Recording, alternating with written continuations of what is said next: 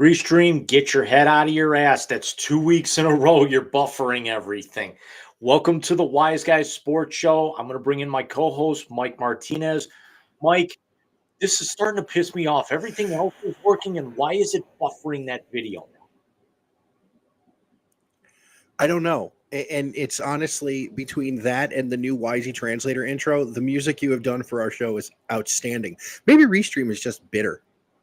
You know what's funny is that it worked fine before we went live, and it's only after we went live that it started doing this. Maybe Restream hates YouTube. It's not even on YouTube, though. I know.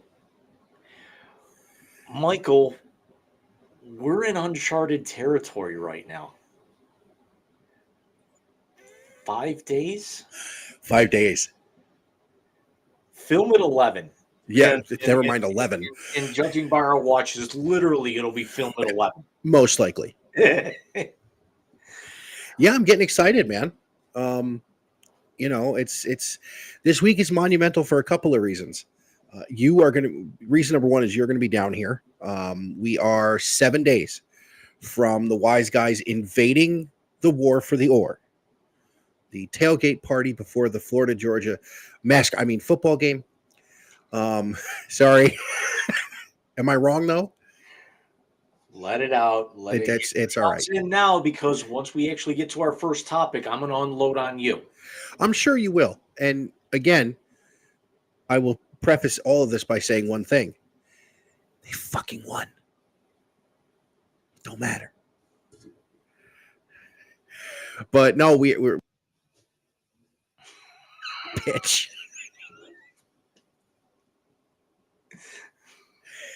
I had to smack the crap out of you. You got to catch me first. Well, I'm kind of how you're getting down to Brunswick, so I think I'll have a chance. If I can quote our boy MJF, nobody is on the level of the devil, and this devil is going down to Georgia. I now know the sign I am going to have when I'm waiting for you at the airport.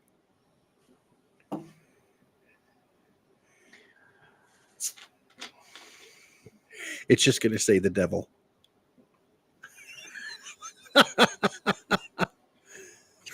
Do you get many Bible thumpers hanging out in airports down there? Then again, they're all gonna be asleep by the time I touch down. You just said that, and the first thing that popped into my head is when Rex Kramer goes through the airport in airplane. Remember, we used to get those all the time at Tri-C? Here's one for you, and since you're going to see her on Thursday, or really on Friday, because we're getting in pretty late Thursday night, she can confirm this for you when you see her. Yes, and then there's a time my wife gave the Jehovah's Witnesses our address. Dude. I told her that if they came over one more time and she didn't answer the door, I was answering the door naked, and when they asked if I found Jesus, I'd ask if they wanted to come help look.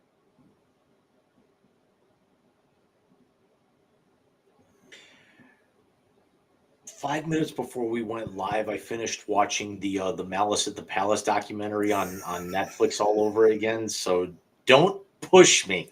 Nice. Speaking of Malice at the Palace, there's another thing I want to talk to you about when we get to the LCSs that has to do with underhanded in fighting. Just kind of throwing that out there a little early, but topic number one, as we already alluded to, has to do with the hat that I'm wearing and the shirt that I'm wearing, and that is, of course, of my beloved Hello, Oliver. Of my beloved Ohio State Buckeyes, who, by the way, unload on them all you want. They have 2 wins in the top 10 this year. Nobody in the SEC is going to have that. Nobody in the Big Ten is going to have that but them, because they're the only one that plays a real schedule. Pac-12? I didn't say Pac-12. Pac-12 may have that, because let's see where USC falls after tonight. Let's see how Oregon, where they rebound to after last week. So, and Washington could have it depending where USC lands. Because they just went to the half in Pasadena. What's the score in Pasadena? It's actually loading. Like the little sidebar at the very top just actually went from second quarter to halftime. So now it's actually loading the scores. Yo, Duke is beating Florida State. It's 14-all at the half. It would be a great day if that were to happen, especially after signing John Shire to a 6-year contract extension today. That's what's Coach K's successor, right? Yep. Okay. Yeah, that would be good. I think that would be a 20-17 at the half in Tallahassee. It's 14-all in Pasadena. Jim, upset alert. Virginia 30, North Carolina 27. Virginia has the ball. Yep, but there's still 9 minutes to go.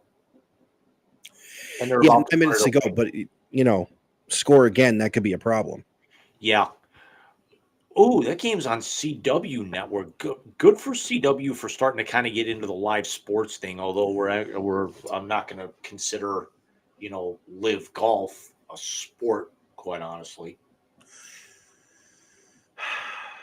I put live golf up there with soccer. I'm actually kind of happy though because there's also talk that the NWA is going to be getting a TV deal with the CW before too long. They're getting back together? Not the rap group, the wrestling promotion. Okay. Do you have pop quiz? Do you have any idea who owns the NWA? Give you a hint. He's the lead singer of an alternative band that was huge when we were going to high school.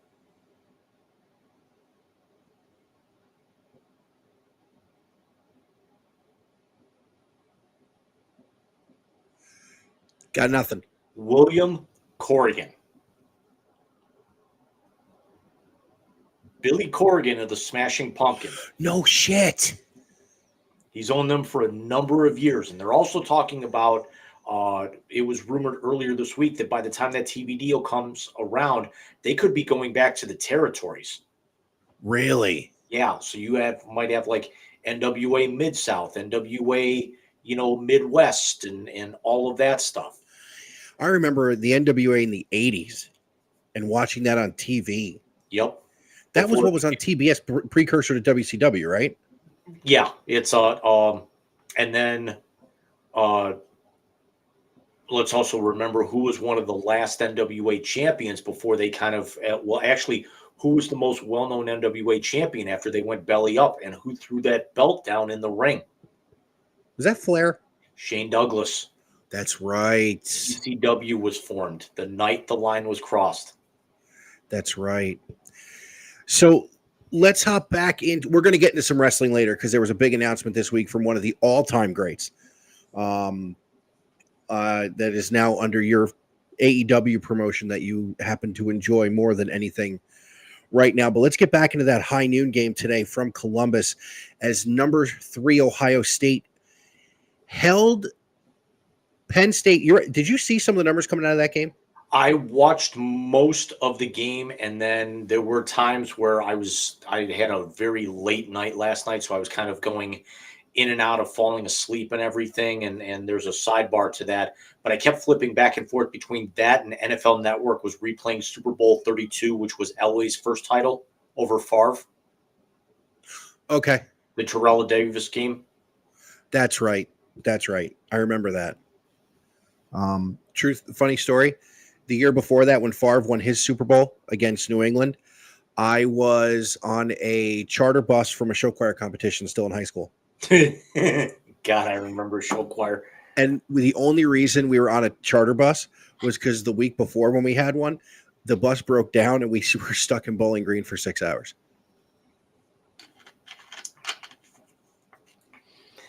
Too many cow tipping jokes to make. Plenty of cow tipping jokes to make. If it wasn't a goddamn blizzard outside, we probably would have done it. Yeah.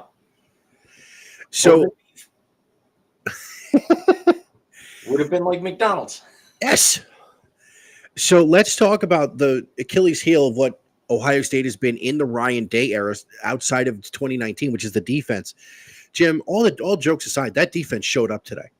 And they played very good, holding Penn State to 1 of 16 on third down, and that one was in garbage time. Let's be very honest. That one was in garbage time. Drew Aller from Mentor, Ohio, did not have a good game at all. And let me say this, and I said this to myself. I was actually at work.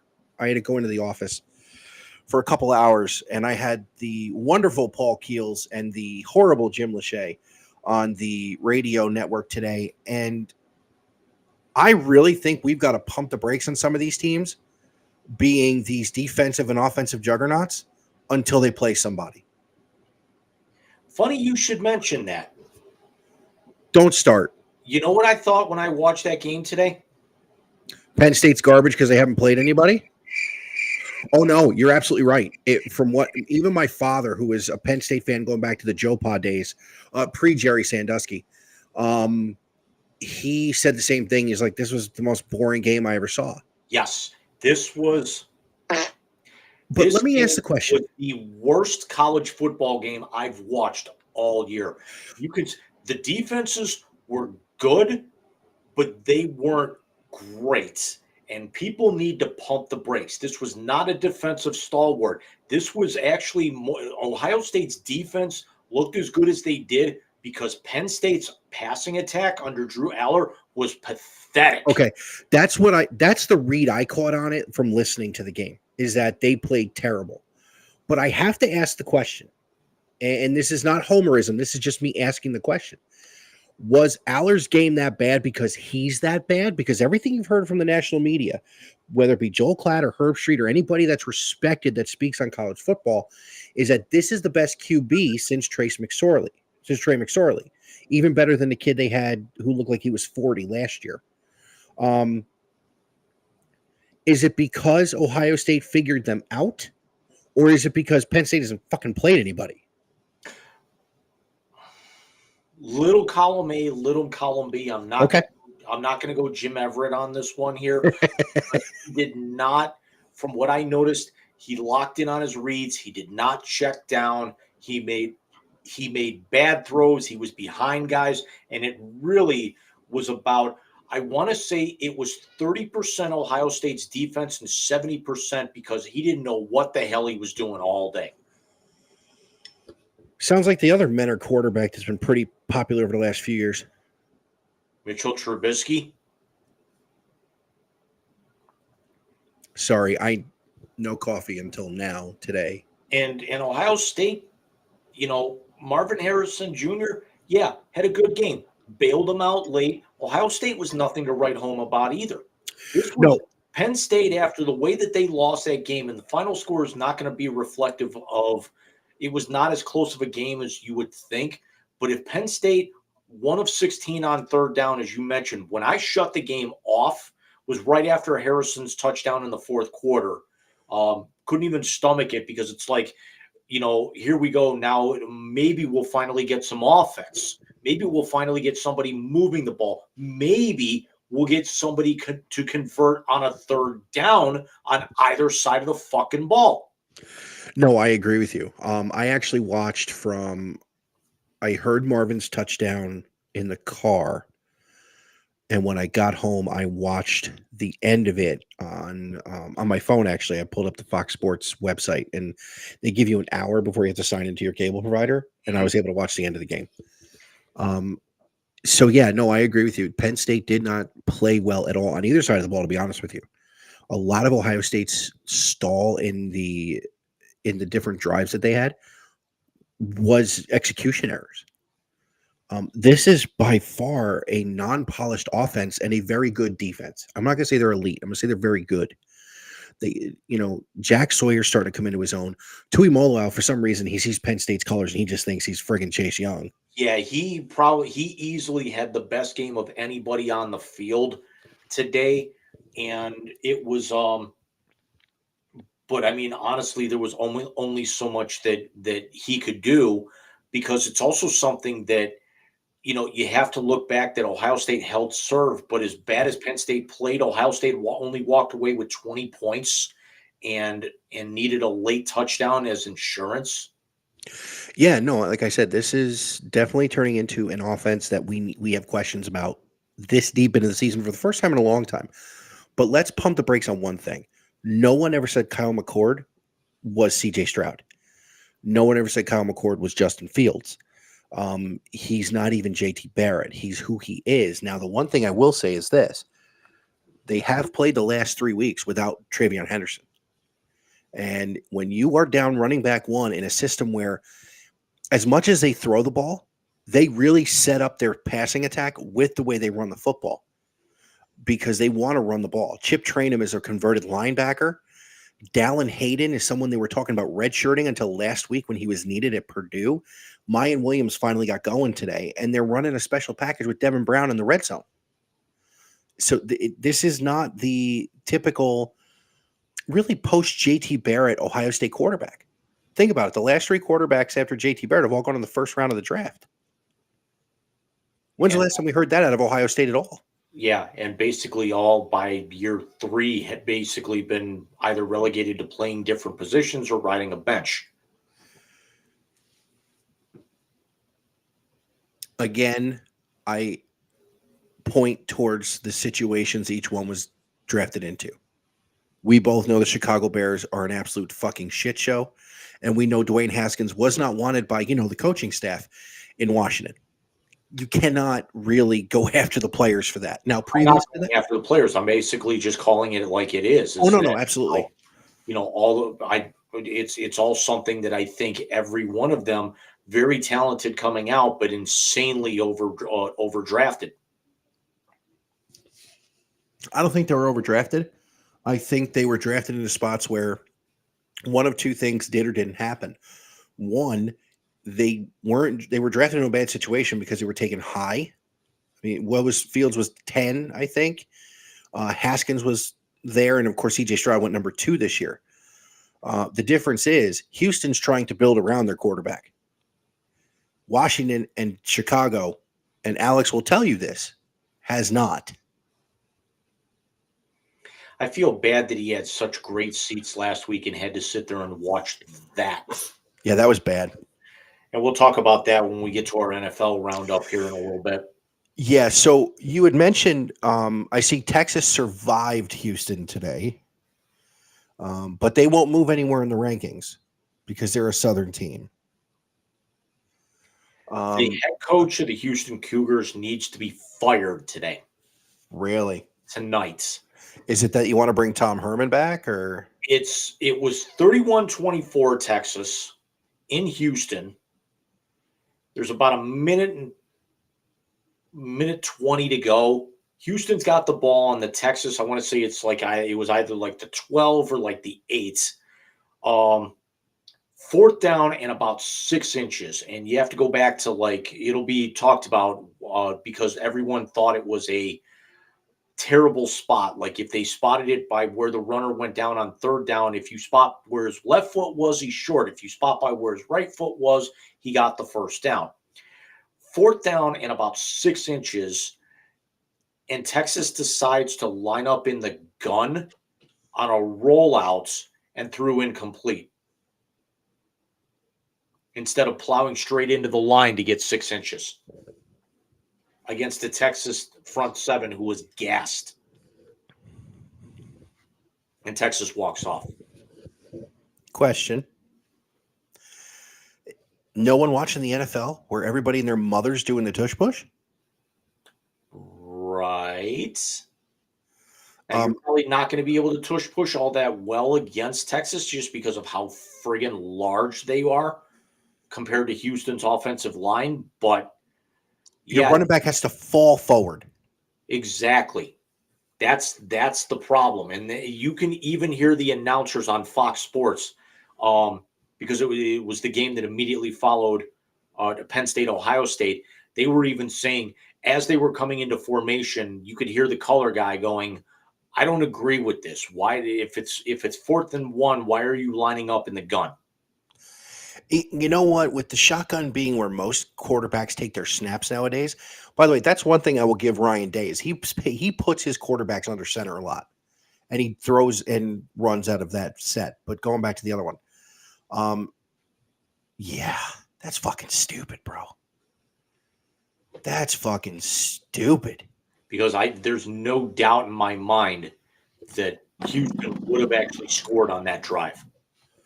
Yeah, and they would have tied it and sent it to overtime. Yeah, and then anything can happen in college overtime. Sorry, the back is just bad this week. I see Alabama survive Tennessee. That they were losing by 13 at the half and then just basically opened up a can of whoop ass in the second half. And part of me is torn because you kind of want Alabama to have that second loss, but yet as a Gator fan, I hate Tennessee probably outside of the team that you're wearing more than any program in the country. Mm-hmm.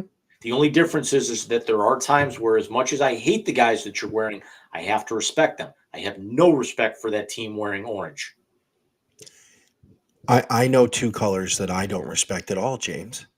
And I agree with you. I understand. I would love to see Alabama have 2 losses.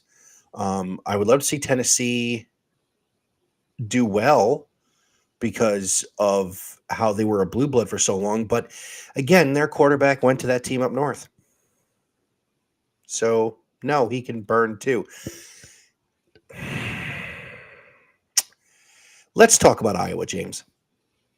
Let's talk about Iowa, who's probably going to go 11-1 and play either the team up north or the team I'm wearing, as we are once again in the driver's seat for November 25th, being the biggest game of the year. I know you hate that.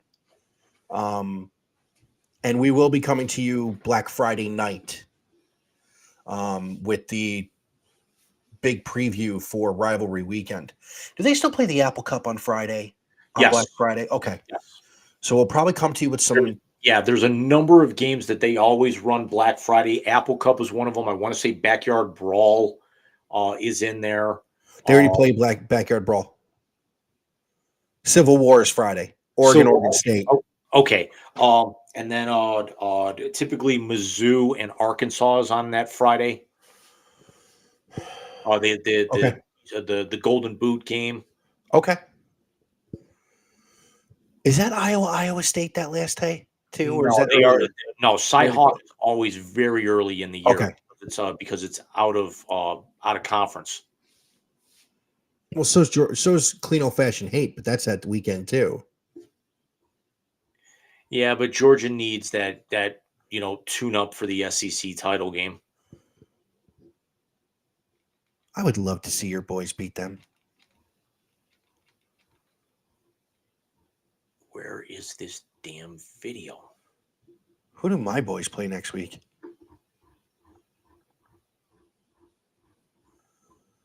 (31-27) Virginia with 2 minutes and 10 seconds left. Virginia has the ball. Carolina is burning timeouts.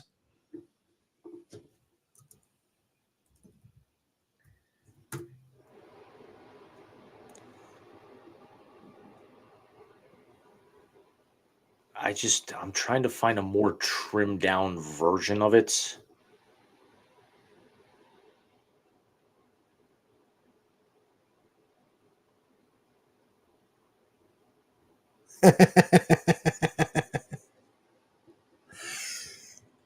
Hey, guess what we're doing when we get back from the game next Saturday? Zaxby's and Ohio State, Wisconsin from Camp Randall. 7:30.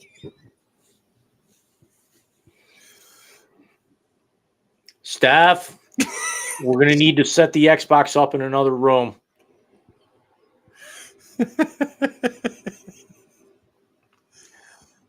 Okay, I found the video, and let's pull this sucker up.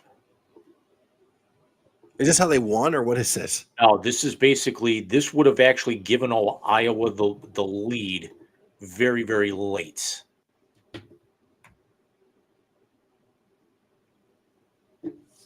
Crawford steps up to the 5. High end over end punt. DeJean not going to touch it until now. Little spin down the sideline. Got some space. Here he comes. Cooper DeJean cuts it back. 25. He's got a chance. He scores. Now you think that's a touchdown, right? They called him out of bounds. No.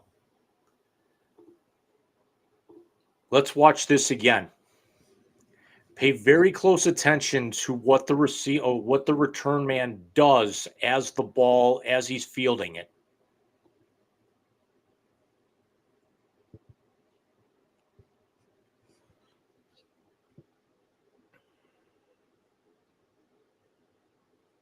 See that? I know you don't have it up. Okay, let me reload it.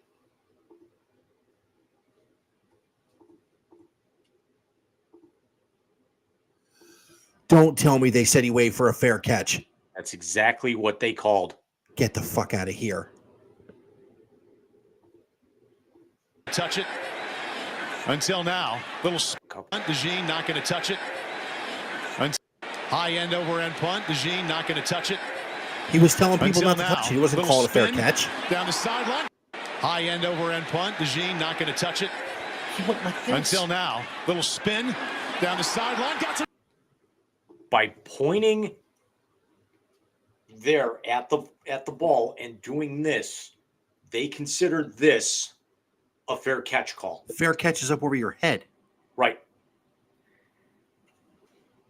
Where the fuck is Rice? And Minnesota wins the game 12-10.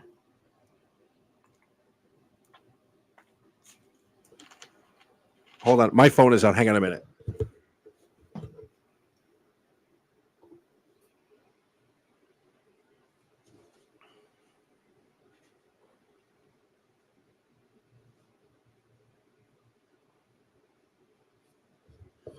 I just text Rice. I want to see what he says.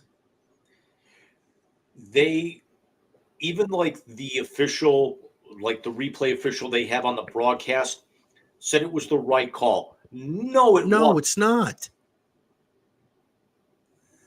That wasn't. Yo, Kirk Ferentz is going to have to fire his kid now. Watch.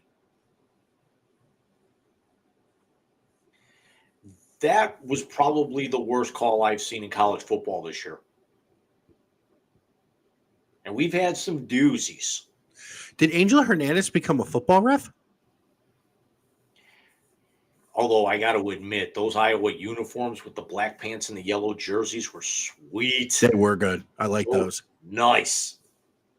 Those were nice. I kind of wish they'd go to those a little bit more and actually kind of get away from the squealer look. I agree with you. Of course, we all know squealer look is not something either one of us enjoy at all. Who's a tall? Is she your mother?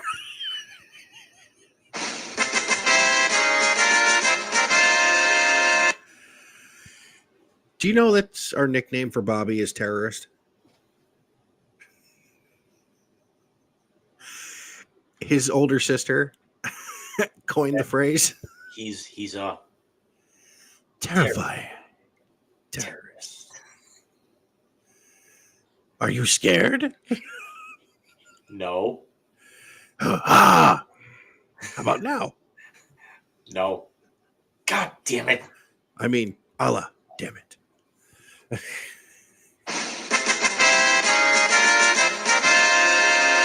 You know I have all of his stuff, right? What's that? I have all of his stuff. You know that, right? Also on Netflix. Never mind. No, I have it. You'll see the collection when you get here. Yeah. Let's put it this way. It's the length of the wall.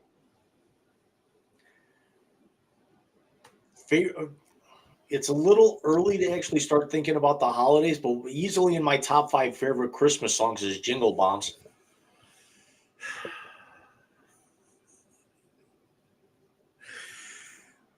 He still has the greatest question in the history of stand-up. What the fuck is poliosis?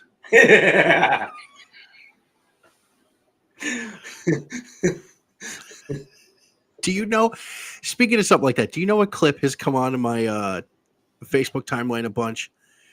The Johnny Knoxville movie, The Ringer. Never saw it. Because I can't, outside of Walking Tall because The Rock was in it, it's I can't take Knoxville as a serious actor. It's not serious at all. I understand that, but do you know the premise? Knoxville as an actor? Yeah. Do you know the premise of it? Yes. Okay. So a bunch of the kids from the Special Olympics, the guy takes them to the mall. and they don't get back till midnight. And Katherine Heigl's in it, and Katherine Heigl goes, "It's midnight. The mall closed at 9. Well, we stopped for ice cream." And off the cuff, one of the other actors goes, "When the fuck did we get ice cream?" And in the scene, Knoxville can't look up. He's laughing the entire time. I need to watch that one because I never watched Grey's Anatomy, but I like me some Katie Heigl. You know what? She'll always be Izzy Stevens to me. And the chick from Knocked Up, she was very good in Knocked Up. But I personally think the best part of Knocked Up was when they thought they were catching Paul Rudd cheating. He was at his fantasy baseball draft. So yeah, actually, I think that's going to be Sunday for a little while. Is that we're going to be doing Letterkenny in the league? Oh, we're doing that Friday too. Assuming we're still up. You're getting in Thursday. I'm so spun out with days anymore. Dude, just make sure you're on the plane. Now that they changed my flight a little bit. Yeah, you were saying that. Well, 15 minutes isn't bad. Yeah. Just means you have to sit in that cesspool. I mean, Dallas for longer than Yeah, but then I also figure, I get off the plane, take a half hour to do all that. I can actually go charge. I can find one of those charging stations, do that, go grab some good Texas barbecue, and then it'll actually give me a couple of hours to let it sit in my stomach and then go take a gigantic shit in the gigantic shit. Dare you to do it on the plane. No, because I got to be the one on that plane. I am not leaving my own snake on a plane.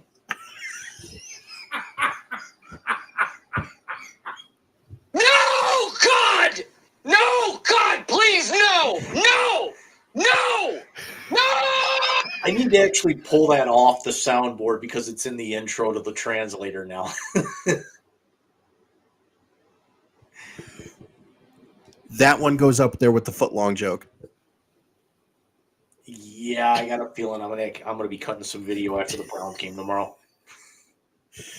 Well, I know it's not the segue we intended, but it's the one we have.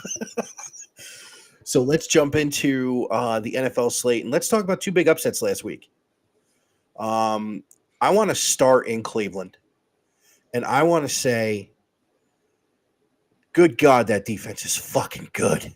That is a Super Bowl caliber defense. And make all the jokes you want about the guy who's under center right now. If he comes back from this shoulder injury and he's basically any sort of productive, look the hell out.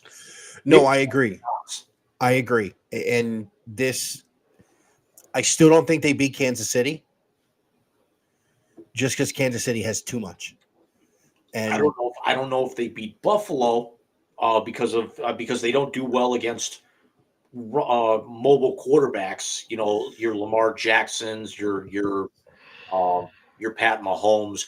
Josh Allen's definitely mobile, but he's very Elway-like with his mobility. Is that he's a much better thrower, but they also have never done well against guys that big who can move that well.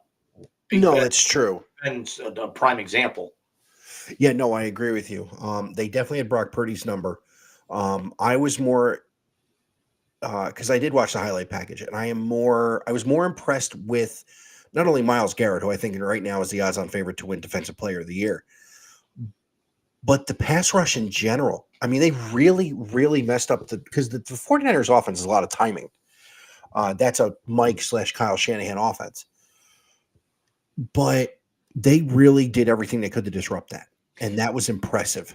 And then you knock McCaffrey out of the game, you knock Deebo Samuel out of the game. I mean, it's still a very, very potent offense. And we gotta give some of this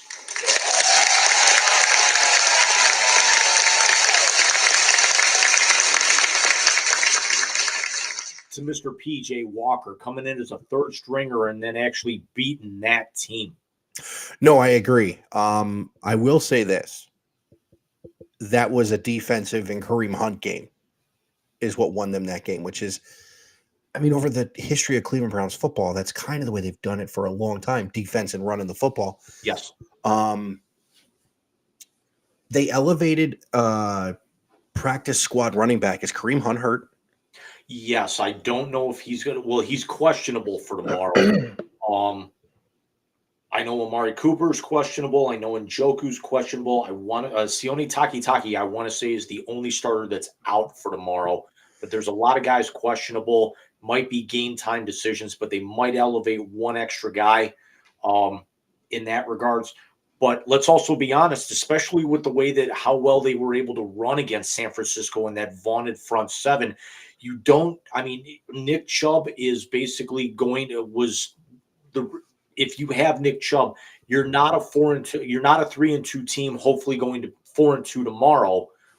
You're looking at a 5-1, a possible 5-1, certainly a 4-1 team as of right now. I mean, I don't know what happens against the Ravens, but you wax the Steelers. But now it reminds me a lot of Billy Beane and Moneyball, is that you're not going to replace Isringhausen, you're not going to replace Giambi, you're not going to replace Chavez. You create them in the aggregate. Yeah, that's basically what they're doing. And that's what they're doing right now with Ford and Hunt and whoever else. They're basically putting these guys together, and you're getting those Nick Chubb numbers just spread out the carries. Yeah, no, I agree with you. They've looked great. He's playing in a dome, so you know it's going to be the Deshaun show. But I got to be honest with you. I have questions about the shoulder. I still don't think he should have played. They already said he's likely to go tomorrow.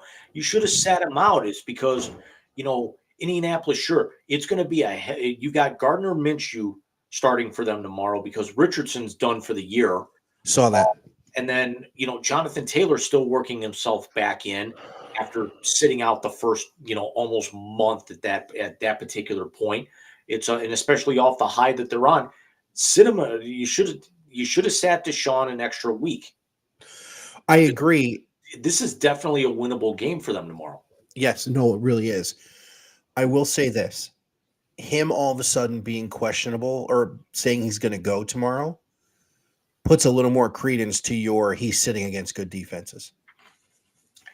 Yeah, but the more that's originally what we thought. And then because that's actually what we were saying last Saturday night. And then they went out and they did that on Sunday.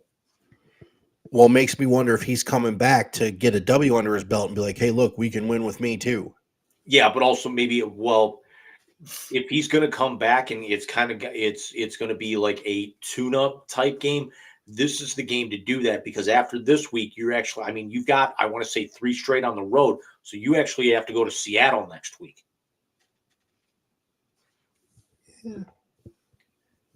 Seattle's definitely nothing to write home about, but if you're going to actually get him, acclimated after missing, 2 straight games and also having the bye week, so essentially 3 weeks off, without on-field action at this point, you do it against Indianapolis. You don't go cross country and do it against Seattle. What do you think the 12s are going to be chanting at him next week? That's going to get ugly. It's certainly going to get ugly. It's not going to be as ugly as when he made his return in Houston last year. No, nothing's going to be as ugly as that. I mean, come on, look, it's like when LeBron went back to Cleveland, they threw batteries at him. Yeah, and that's a New York Mets and Bobby Bonilla move. First of all, Cleveland, pump your brakes. We started this in New York. But this is also something where the Browns right now, they could be poised if he comes back healthy. I mean, as long as he doesn't tweak the shoulder to where he's got to miss more time again, or if he's on a really short leash and maybe they play Walker in the second half, that Browns could go on a little bit of a run here. What's their next few games? So it's Indy, Seattle. I'm not going to leave the browser to chance here with the way that I've been. Here, give me a second. I'll look it up. The last couple of weeks. I've got it here. It's coming up now.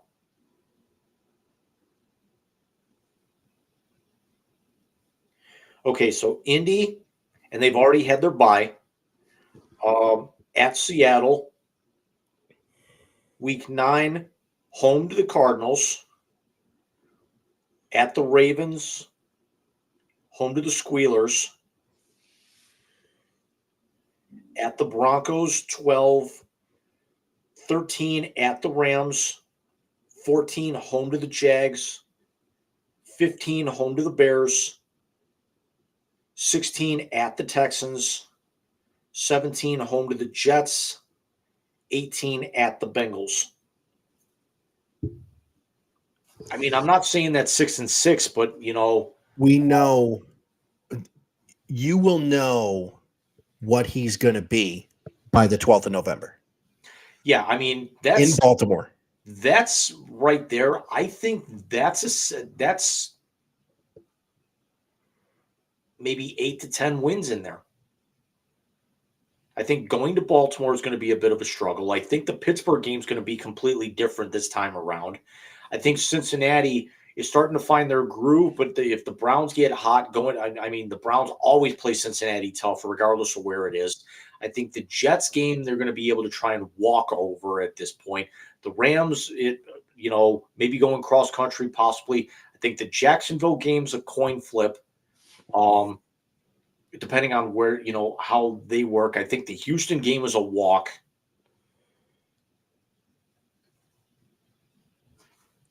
The only thing I'm going to say is this. If he goes out and lays an egg on November 12th in Baltimore, in the elements, how much you want to bet that shoulder's going to be nagging again? I mean, that's extremely, accurate. But if anything, it's, if it's nagging him, you're going in against that defense on the road. No, I mean after that game. Yeah, because that's what I'm talking about. Then it's all of a sudden, if they win the next 3, let's say they win Sunday, tomorrow, they beat the Cardinals, which,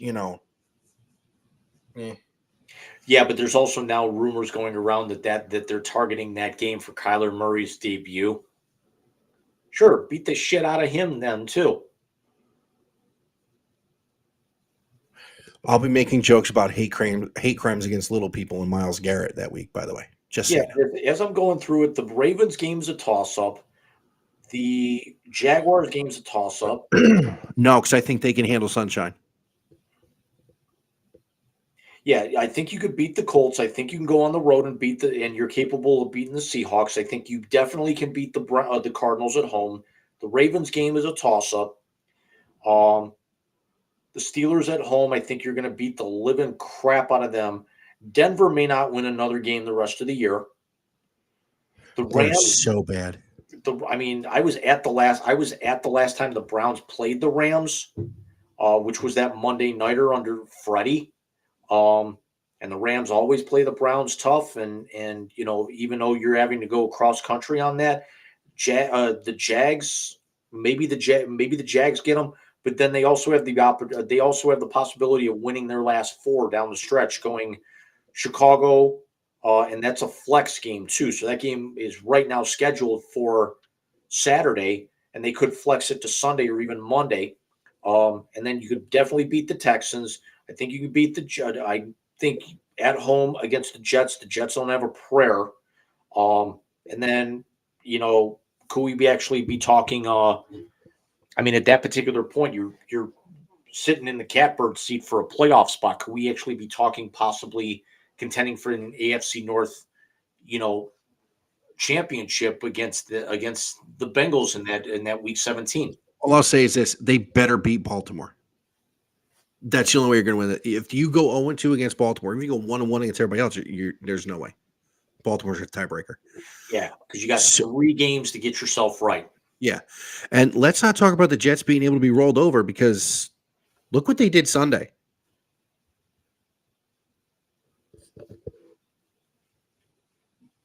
Bigger news out of Jets camp: the win over the Eagles, or Rodgers on the field, even though walking very gingerly, already throwing not even 2 weeks after surgery.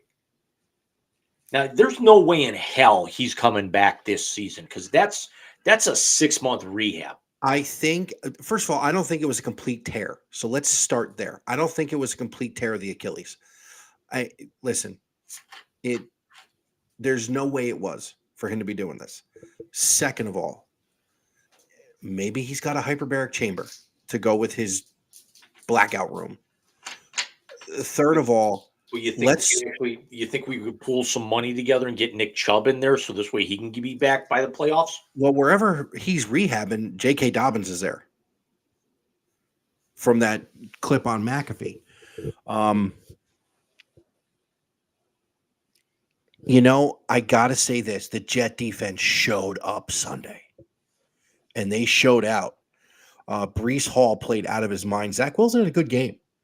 I mean, it's getting to the point now with the weapons that they brought in to surround Rodgers with. Zach Wilson can take advantage and just not lose games.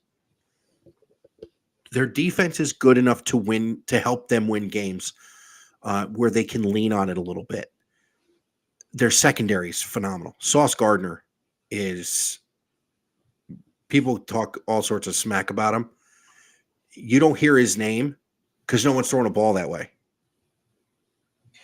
It's funny you actually should mention that about the Jets because that's kind of the vibe that I got with the Browns, this year is that we all know that the defense is all world. The Jets have a very good defense. Now can the offense match it? And the Browns have all the weapons on offense to be able to match that even without Nick Chubb.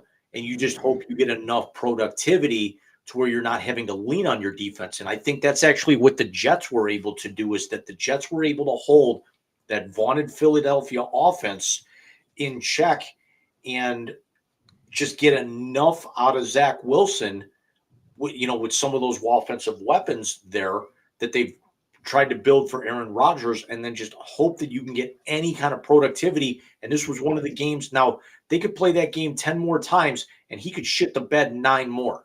Yeah, no, I agree. And they could lose those games by 30 points, but it's just the one that he showed out on Sunday. To quote the Little Giants, one time. That's all you need. Let me backtrack a little bit when we're talking about comparing the way the Jets are doing it to the way the Browns are doing it. Here is the difference. If the Cleveland Browns have a great season based on their defense being all world, which it is, and Jim, we've talked about this. I love the city. I want them to win. I can't do it with this son of a bitch under center. But speaking of the son of a bitch under center, the difference being Zach Wilson's not being paid $230 million guaranteed dollars. They brought Deshaun in because of what the national media convinced Jimmy Haslam to do. They're going to have a field day if they turn this man into a $230 million game manager. And then it becomes this question. What could you be if you had the draft capital and the cap space by having a game manager who makes $15 to $20 million less? That's the $64,000 question right now. No, it's the $230 million question right now. Because guess what? They're under 500 with Deshaun under center.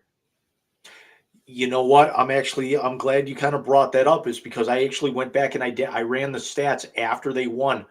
PJ Walker is 1-0 as a Browns quarterback. They're still Deshaun is 4-4 as a Browns quarterback. Gee, Jim plays most of his games outside. What'd I tell you when they traded for him? And that's part of why I think PJ Walker should be playing tomorrow. The difference is with Deshaun Watson's shoulder injury versus Baker Mayfield, and a lot of people are saying this. Deshaun's is the throwing shoulder. Exactly. It's a different animal. It's a rotator. It's not going to get worse, but it damn sure ain't going to get better. I agree with you. But at the same time, using that same analogy, Every single quarterback person in the media said when Baker got hurt, this is going to affect his motion. This is going to affect his arm. This is going to affect his productivity, which unfortunately leads more credence to what I said a couple years ago. They set homeboy up. They let Deshaun sit. They set homeboy up because it's not the highest paid backup in the league that's sitting behind Deshaun Watson, but it was sitting behind Baker Mayfield. This is more proof they set him up. You know, the funny thing is that they've got all of these weapons and all this speed and everything that they've brought in and all these, these gadget type players for Watson, but that was one of the more complete games, even though Walker didn't actually have off the page type numbers. They just seemed to function a little bit better last week because he stayed in the pocket. He didn't actually roll out as much. It wasn't like he was drawing plays in the dirt as often. He kind of let the play develop. He knew actually when to take a sack as opposed to try and make something out of it and lose 15 yards. They had someone who stayed in the schedule of the offense. They didn't have someone who thought he was the entire offense. And before anyone who watches this says anything, the Detroit Lions are right now my favorite to go to the NFC Championship game as one half of it against Philadelphia. Don't go after Baker to what Detroit did to Tampa on Sunday. Who are you, Annie Agar? Did you see? No, I've not watched any Annie stuff in the last couple of weeks, Jim, because I've been so damn busy. Towards the end, she actually has she's got Philly and Kansas City, and she says, "Okay, can we now talk about the best team in football?" And it shows both of them, and she's like, "No, I'm going to need both of you guys to kind of move out of the way," and it's the Detroit Lions. Listen, they are the most. I cannot believe I'm saying this. Dan Campbell is a fucking genius. Dan Campbell is probably my favorite coach in the NFL right now. And they've actually become the Chicago Cubs of the NFL, is because they are the lovable losers, but now they've turned that corner. That's a hell of an analogy. Everyone is pulling for them. The only question is this year 2015 or 2016? That's the only question, because we are now it was 8 years ago today that the Mets swept the Cubs in that LCS. God damn, that was a long time ago. I actually found it ironic, and I need to actually find this for next season, that when did MLB ballparks start doing this thing where you can go to the concession stop and buy a random ball and it'll actually identify where it was, and it was a game used ball? That, I think, was since the pandemic. And it'll actually show you, there's a code or something in your package that actually lets you show when your ball was used. Yeah, no, that was since the pandemic, because I went to a game in 2019 and they didn't have that. That's just really freaking cool. It is cool. Well, that's I actually see it's something that the NHL does, but then again, it's how often do I get into an NHL game? But that would be really cool to drive up to Buffalo or drive down to Columbus and do that. I think they started after the pandemic only because there were a lot of ballparks that if I had the cardboard cutouts. I don't know if you knew that. I had one at Citi Field and I had one in the Horseshoe. And if the ball hit your cutout, you got the ball. Yep. And they sent it to you. Yeah. I unfortunately did not. My seat was in with the 7-line army in center field. So the only person who was going to hit me was Pete Alonso. I think the reason why baseball, this is just me spitballing here, but I think the reason why baseball kind of did this is because, remember, in the NHL, the pucks actually they're official game pucks, and they've got the home arena on them. And then this way, if it goes up in the stands, you could see all the nicks and marks on it, and the chips in the artwork, so it's a game used puck. Whereas in baseball, none of the balls are marked with the official team logo on them. No, they're not. But it's a game ball if it's not stamped practice, because this was 7 years ago already. When I was in Cleveland for the Mets series in 2016, when I got to see Bartolo almost park on, that was fun. In BP, I caught one. I'm in right field, and I'm 3/4 of the way down on where you walk down on the closer to center field to the bullpens. And I walk down. I'm sitting there watching BP. The Mets rotation is right there in right field, which is why I went down there. I had my glove on because I'm a giant child. And Granderson got into one. And my sister standing behind me going, "Oh my God, oh my God, oh my God, oh my God." And I just look up. I tracked it. I caught it. And then a lady from Staten Island gave me the stank eye and I ran away. Dude, trust me, you could tell she was from Staten Island. And I was like afraid for my life. But BP balls are stamp practice. So if you get a MLB ball that looks used, it's a game ball. Yeah, because I think it's kind of revolutionary for baseball to actually, have started doing this because, again, there's no marker at that point. Whereas, if you catch a puck in hockey, they use the same pucks in warm-ups than they do in the games. Oh, I didn't know that. Yeah. So it's so there's no real way to be able to, to tell with those exactly. Baseball certainly a little bit more immersive. So go pay 15 or 20 bucks or 30 bucks or whatever it is for a ball. And again, you get the video to be able to see where it is. No other sport's going to be able to do that. No, because you can't keep a football that goes in the stands, can you? I think if you catch one, like they give you something like a game ball or something after the game, but there's only a certain number of balls that they actually can have, whereas they've got like 200 baseballs a game or 30 or 40 pucks a game or something like that.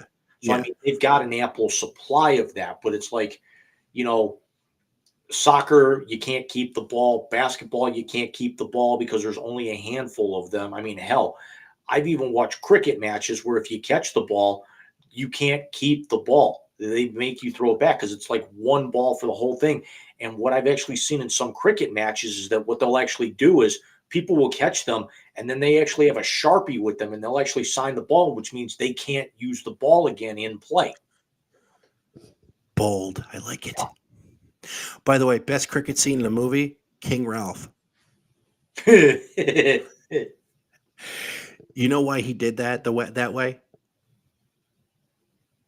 During King Ralph, he signed on to play Babe Ruth.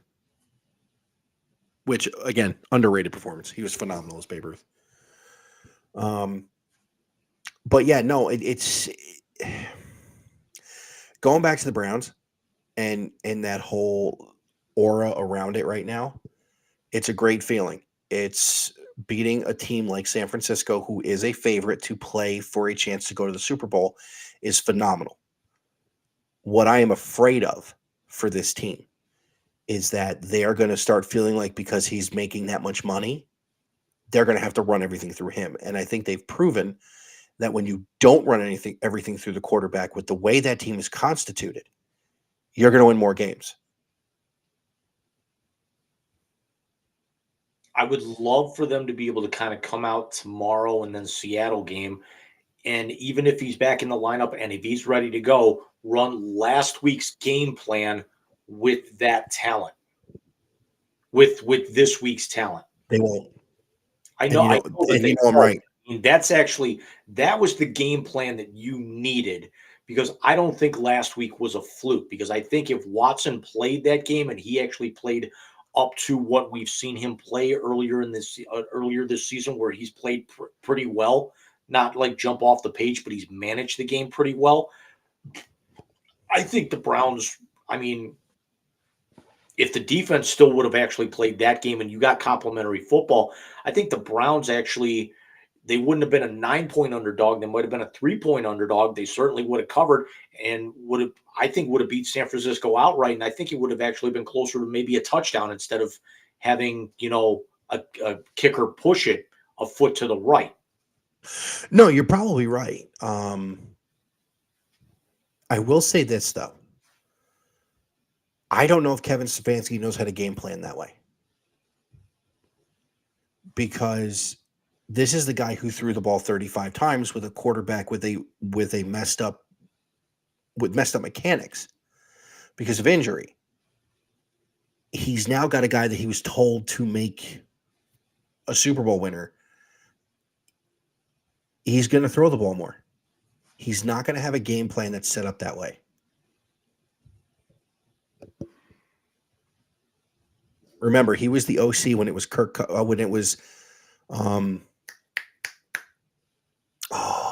Cousins. No, it wasn't Kirk Cousins. Kirk Cousins wasn't the Minnesota Miracle. It was Case Keenum.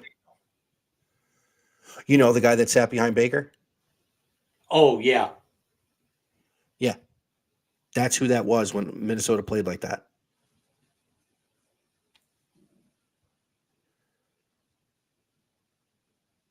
Jim, are they going to fire him? I think if they don't make the playoffs this year, absolutely. Do you also realize that he's on the verge of becoming the longest tenured head coach in this franchise history since they came back in 99? That's fucking horrible. Chris Palmer was 2 years. Then you had Butch for 3.5, something like that. Romeo Crennel. Romeo was like maybe 3 years. Shermer was like a year. Chudzinski was a year. Pettin was a year. Mangini was 2, right? Yes. Because that was that whole Phil Savage dumpster fire. And then the shit show that was Freddie. Yeah, that was bad. And he's also, let's call it what it is. He's not the greatest head coach, but he's also the only one in the franchise that's actually been with the organization this long and still has a winning record. Because you can't really. The only other, I think, head coach that's got a winning record is Greg.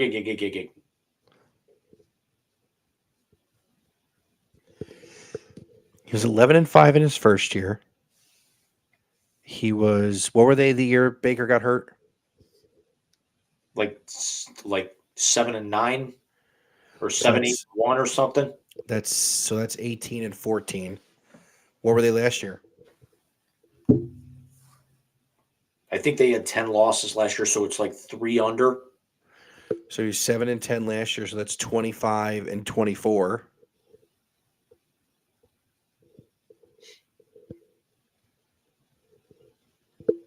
But at least he's not 2-5 against his biggest rival and stealing signs.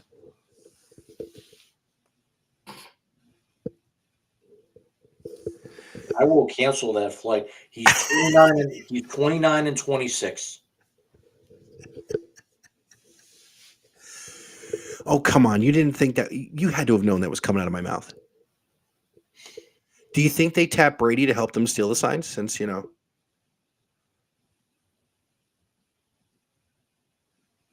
That joke wrote itself. Don't look at me like that. James, am I wrong? 11-5, 8-9, 7-10, and 3-2 already this year. So 3 games over 500. And more importantly, 1-1 in the playoffs. The only other guy, the only other guy who actually has who can actually say that is hell, the one guy who actually even also got him to the playoffs doesn't even have that win, and that was Butch. Yeah, Butch lost in Pittsburgh. Stefanski. Well, remember, Stefanski's not 1-1 in the playoffs. He's 0-1. Stefanski wasn't the head coach that night. He was home in his basement. He had COVID. Yeah, but they also equate wins to, No, I know. He wasn't suspended. He wasn't fired or anything like that. No, I know. No, yeah, so it's like an interim type thing, but yeah. Yeah. So let's touch on that real quick, though, the joke I made. Now, all kidding aside, we have crucified the Houston Astros in this show. Crucified them. Rightfully so. Arizona tied it. No, it's That's the overall series. It's 2-2. Oh, okay. Well, that's because Philly was winning 2-0 when we started.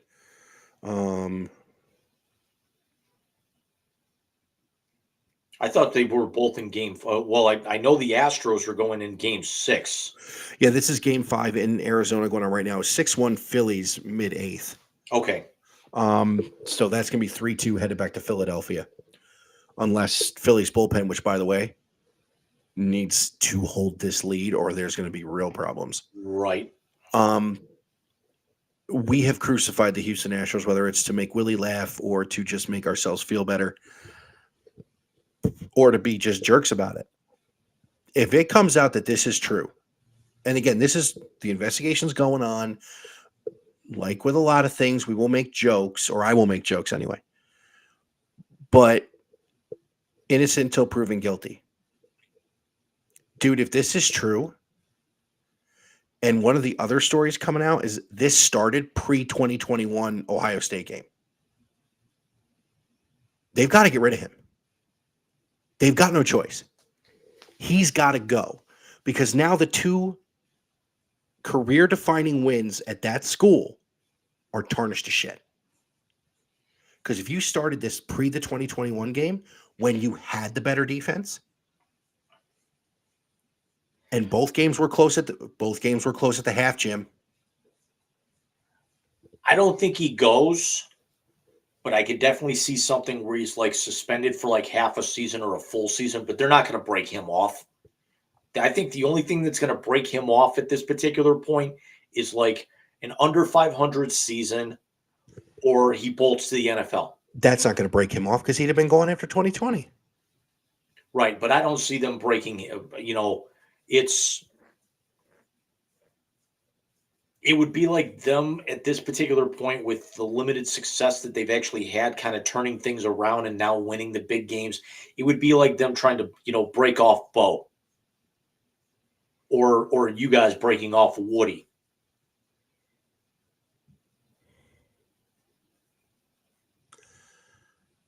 When Woody did something that tarnished the university, he was gone. As much of a dick as he was. As much of the shit that Woody talked.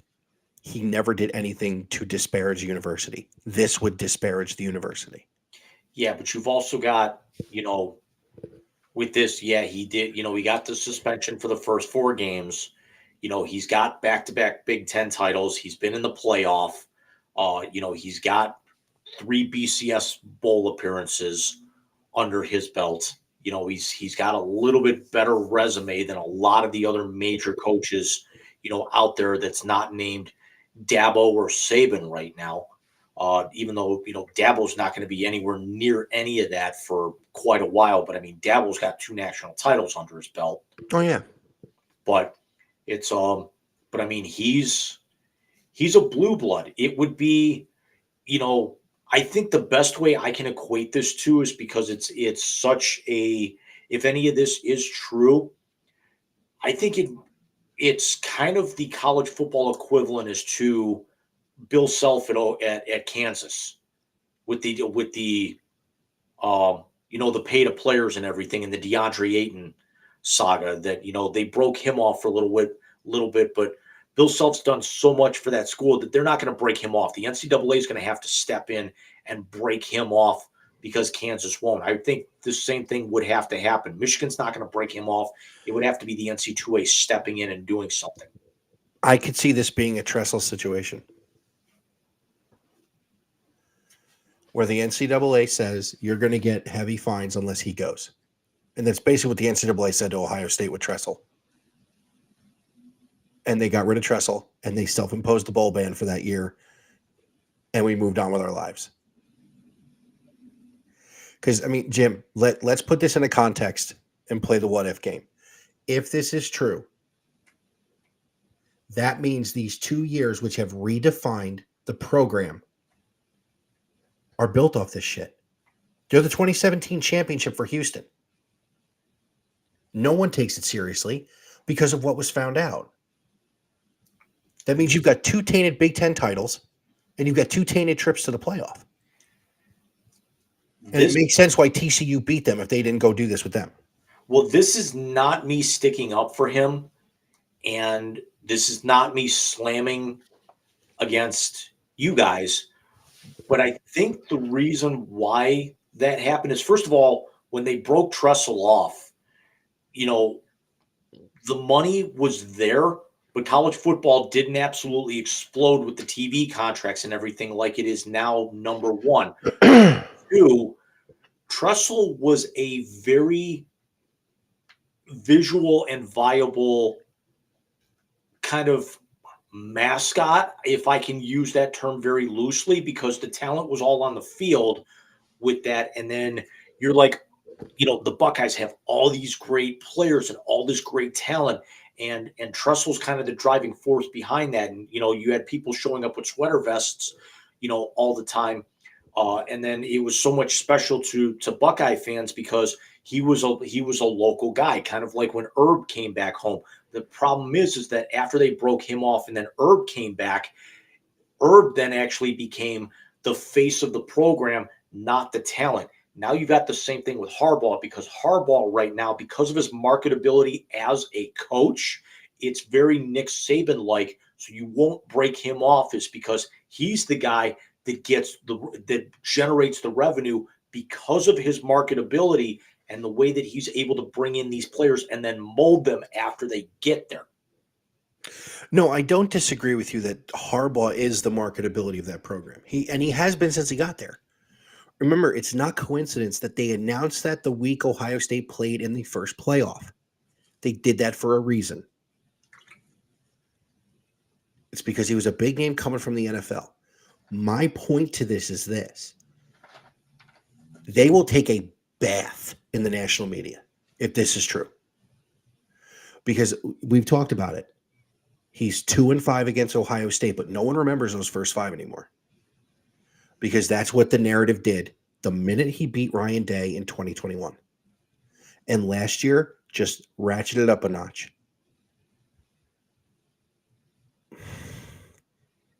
If this is true, Jim, he's going to bolt. I'm telling you this right now. He is going to bolt to the NFL. Because, by the way, they already suspended the guy who was going to the games. They already hung him out to dry, a la the guys who deflated the footballs in New England.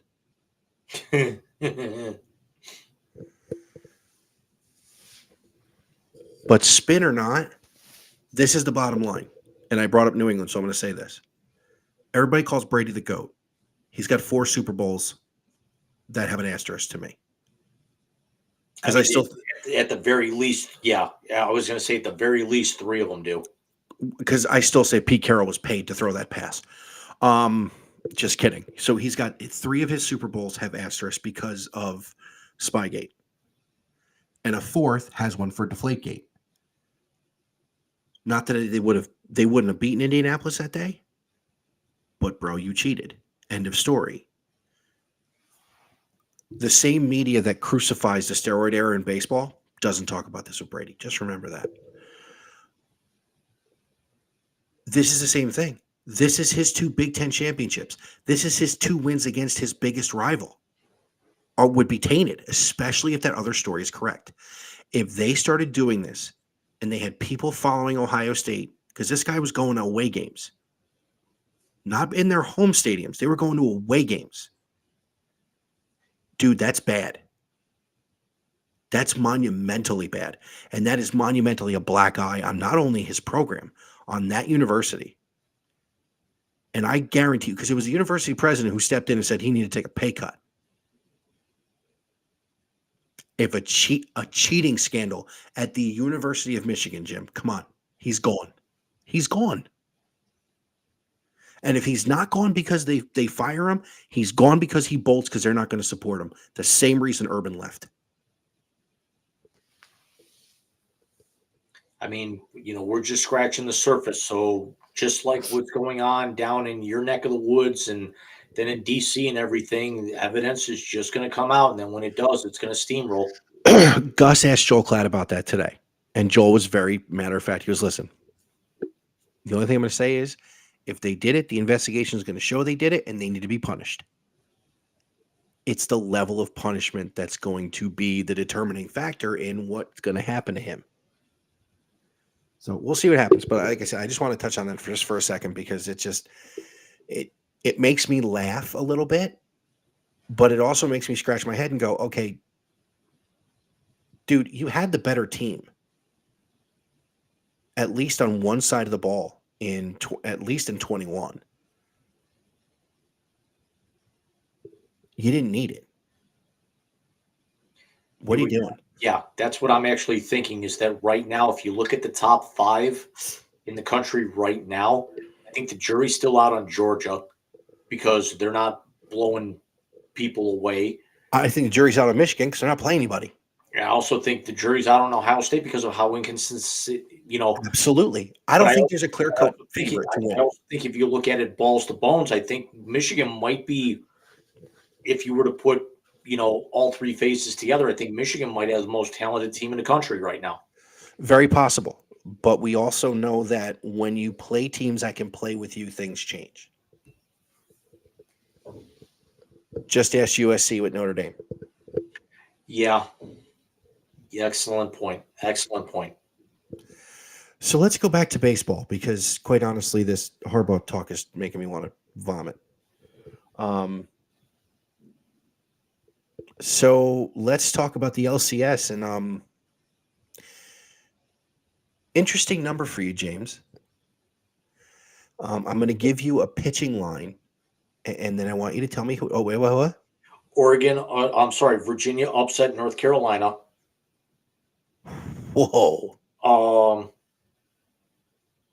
Utah is up 28-23 on USC, but they just went to the 4. There's 13 and a half to go, so they just went into the 4th. And Florida State is up 24-20 on Duke, but there's about 11 and a half to go there. So there's still a lot of time. That Virginia game's big. And then we still got Michigan running it up on Michigan State right now. That team is terrible. They're about done. UCLA and Stanford literally just kicked off, and then we've got Arizona State and Washington kicking off. Actually, they already should have kicked off, but the score just hasn't updated yet. Yeah, they're running about 5 minutes behind on those. Yeah, which is funny is because it said it's a 10:30 kickoff. It's now 10:42, and there's still no update on it. Weird. Yeah, I think it was 12:12, and I looked at the ESPN, and they still hadn't anything for Penn State, Ohio State today, other than Coach Corso wore Brutus again. Oh, did you see who the guest picker was today? No, I actually had some of the Fox broadcast on. It's like I had such a case of the lazies today. I actually ended up playing like Warframe and Mortal Kombat 1 most of the morning. Yeah, CJ Stroud was the guest picker today. I think Houston's on a bye. Yes. I want to say there's 6 or 7 teams on byes this week. Yeah. I think Dallas and Houston are 2 of them. So I'm going to give you a pitching line, and I want you to tell me who it is. 6 2/3 innings, 14 hits, 12 runs, all 12 of them earned. Who's that, Jim?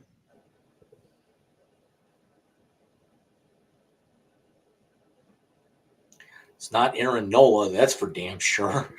Nope. Is it Scherzer? That's Max Scherzer's last 2 postseason starts. If anything, you should be cheering for that guy is because the other guy is actually on the team that cheats. Did I say I was happy with Houston being up 3-2? It's extremely ironic is that the 2 guys that left were taking a shot at Scherzer, but yet we kind of want to pull for Scherzer, but yet, you're also going to be a little bit more partial as well to Verlander, but yet we should love Verlander because of who he's married to. I look at it this way. Personally, I wanted this series to go 5 games, and I wanted Houston to lose the series 4-1, with the only game them winning was Max Scherzer's start.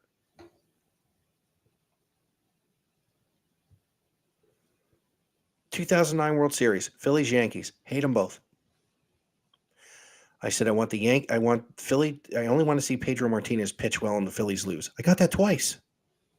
That and I wanted Cliff Lee to win games.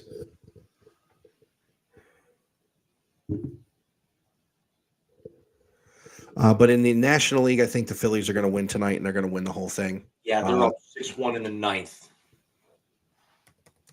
So that's going to be 3. I hate this 2-3-2. It's always been 2-3-2. It needs to be like any other 7-game series in any of the other sports. It needs to be 2-2, 1-1-1. It's only in the NBA. Or does Yeah. the NHL do that? The baseball playoffs when they went to even the World Series going back before the divisions, it was always 2 games in one park, 3 in the next, and 2 at the next. So that's 4 and 3.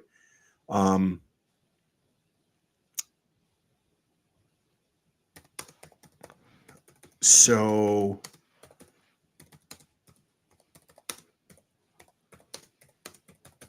sorry, I was typing something out.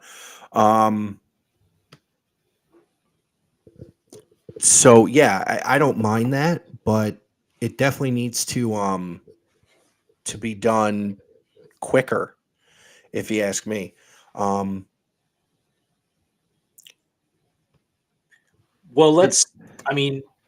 we don't want to go the full 2 hours tonight, so we're gonna kind of speed through, and we're gonna kind of put a nice little bow on this one here before too long. Mike, Yeah.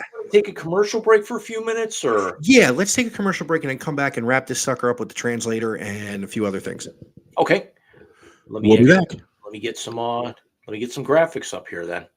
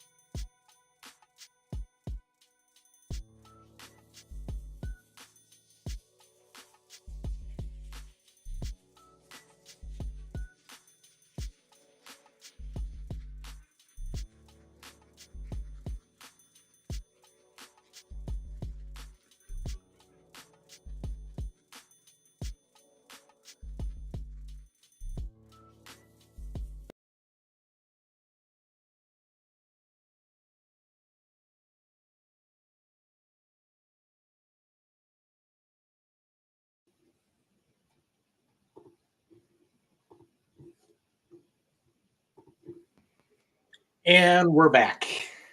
Sorry about that, guys. Nothing to be sorry about. It's a dry run.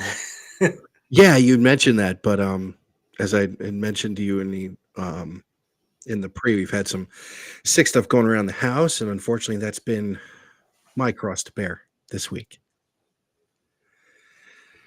Oh, so we were talking about the LCS, and yes, all I wanted to see was that series go 5 games and Scherzer get lit up. Well, I got one of them right.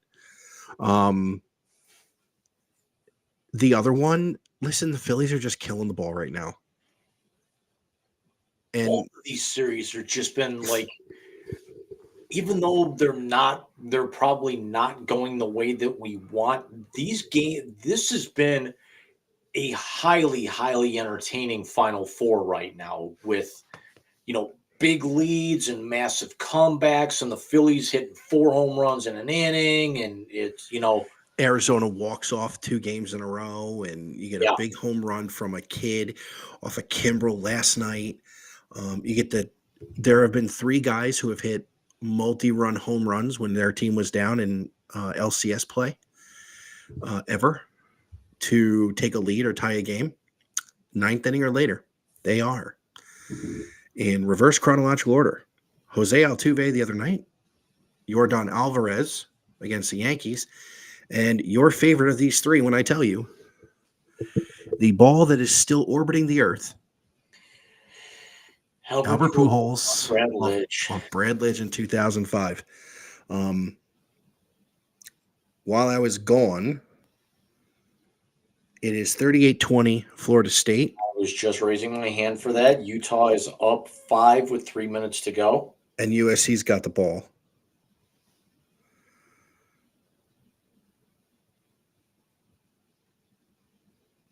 And UCLA up 14 early on Stanford, but then again, there's no big shock there. No, unless you're Oregon or Colorado and can't beat Stanford. Hey, both of my hockey teams won tonight. That's good.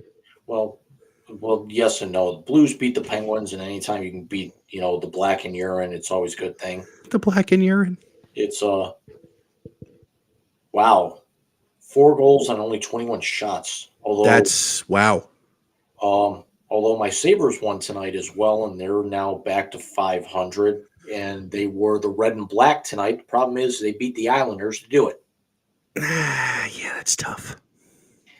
Oh, the drawbacks of actually having 5 teams in the NHL that you follow. Mm-hmm. Speaking of the NHL, where's Patrick Kane going to land? Highly, highly interesting right now. It's because he's not going to go back to Chicago. Let's keep in mind that, he's got 2 Stanley Cup rings, or I should say might be 3 with that dynasty that they had. Yeah, I think he was there for all 3. Yeah. And they completely tore that team down to the screws to be able to they kind of had to. To be able to get Connor Bedard, but he's not going back to Chicago. He's not going back to the Rangers. Yeah, you had said when I mentioned this the other day, they have very little salary cap room, if any. Yeah, I think the Rangers only have like $600K in cap room. Here's the thing. Patrick Kane for the last 6 or 7 years has been making more than $6 million a year. Now he's 34 years old, and he's probably not going to command near that amount, but there's a handful of teams that really can afford him. And the problem is really outside of, and not trying to sound like a homer, outside of the Buffalo Sabres, none of these teams are contenders. He's from Buffalo, right? Yes. Okay. I mean, it would be a nice homecoming story if he went to Buffalo. I don't know. Something tells me if the Rangers were happy with him, they would have never let him get to free agency.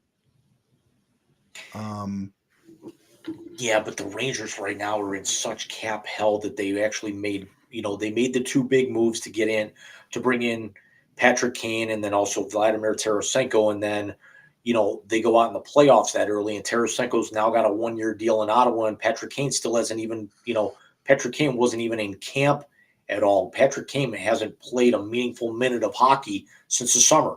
Well, that's what I mean. If the Rangers were that happy with him in his stay last year, my experience with the Dolans is they would have signed him. So it makes you wonder if he's even an option to go back to the Rangers unless he takes a veteran minimum deal. And I don't think he's at the point where he's going to do that. No, he's not going to sign for like 1 or 2 mil. I still think wherever he goes, we're looking 3.5, maybe 4 at that point. Because he could still be productive even though he is, again, 34 years old, going to be 35 during the season. He's got a lot of miles on that body right now. Had quite a few injuries in the last few years, but the Buffalo thing, regardless of what I think of Patrick Kane, first of all, being, playing with Chicago and the Rangers, two of my least favorite teams in the entire league. But also, the allegations that came out against Kane years ago. I kind of want him to stay away from the Sabres, but there's also there's a very slim part of me that wonders if you may kick the tires on this guy. Because the Sabres right now, outside of Captain Kyle Okposo, who's already announced that this is going to be his final season, don't have a whole lot of veteran leadership out there right now. No, I don't think I would say they're a very young team. So I don't think. Could Vegas or one of the guys that went deep into the playoffs last year kick the tires on him? Let me actually check spot track. Especially Florida, because Florida's got all those injuries. It was the Panthers that played in the finals, right? Yes.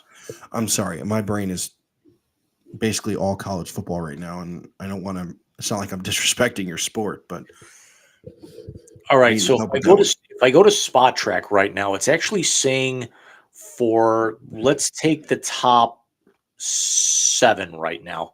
Okay. It's saying Columbus is at 7 with 3.17 million in cap space. Detroit at 6 with 4.47. Arizona and Columbus is not going to contend. Detroit could actually be an outside chance as a playoff team. Arizona stinks, and they're at 5 at 5.61 in cap room. Nashville could be very intriguing, especially after landing Ryan O'Reilly in the offseason, and they've still got 7.02 million in cap room. The Anaheim Ducks are going to be absolutely atrocious this year. They've got 8.3 million. The Sabres, which is why I think this is the most logical idea, the Sabres have 8.82 million in cap space, and then number 1 is naturally the Chicago Blackhawks with 11.05 in cap space. So I want to say really it's going to come down to Buffalo or Nashville, but I think he's going to want to maybe come home, maybe a 2-year deal, maybe a 3-year deal, and just kind of, wrap up. But I mean, after Okposo leaves, I mean, do you put the captaincy on Tage Thompson? Do you put it on Rasmus Dahlin? Do you give it to the other hometown boy that you've actually got in the Sabres organization? And massive fan favorite in Alex Tuck, who's also put up pretty good numbers. It's very intriguing as to what's going to happen with Patty Kane right now. Yeah, no, I agree with you. He's an interesting one. Real quick on the scoreboard, SC just took the lead 32-31. Caleb Williams, 11-yard scramble. No touchdowns for him today in the air, just so you know. They've done all their damage on the ground. Yeah, but here's also the other thing with the way that USC's defense has been prone to kind of, sit on their laurels late, kind of like what we said, last week in a game, is 147 too much time for Utah to answer because they only need a field goal. Yeah, and I think they're going to answer. And I think USC, we said Caleb Williams lost the Heisman last week. I think USC loses a chance at the Pac-12 tonight.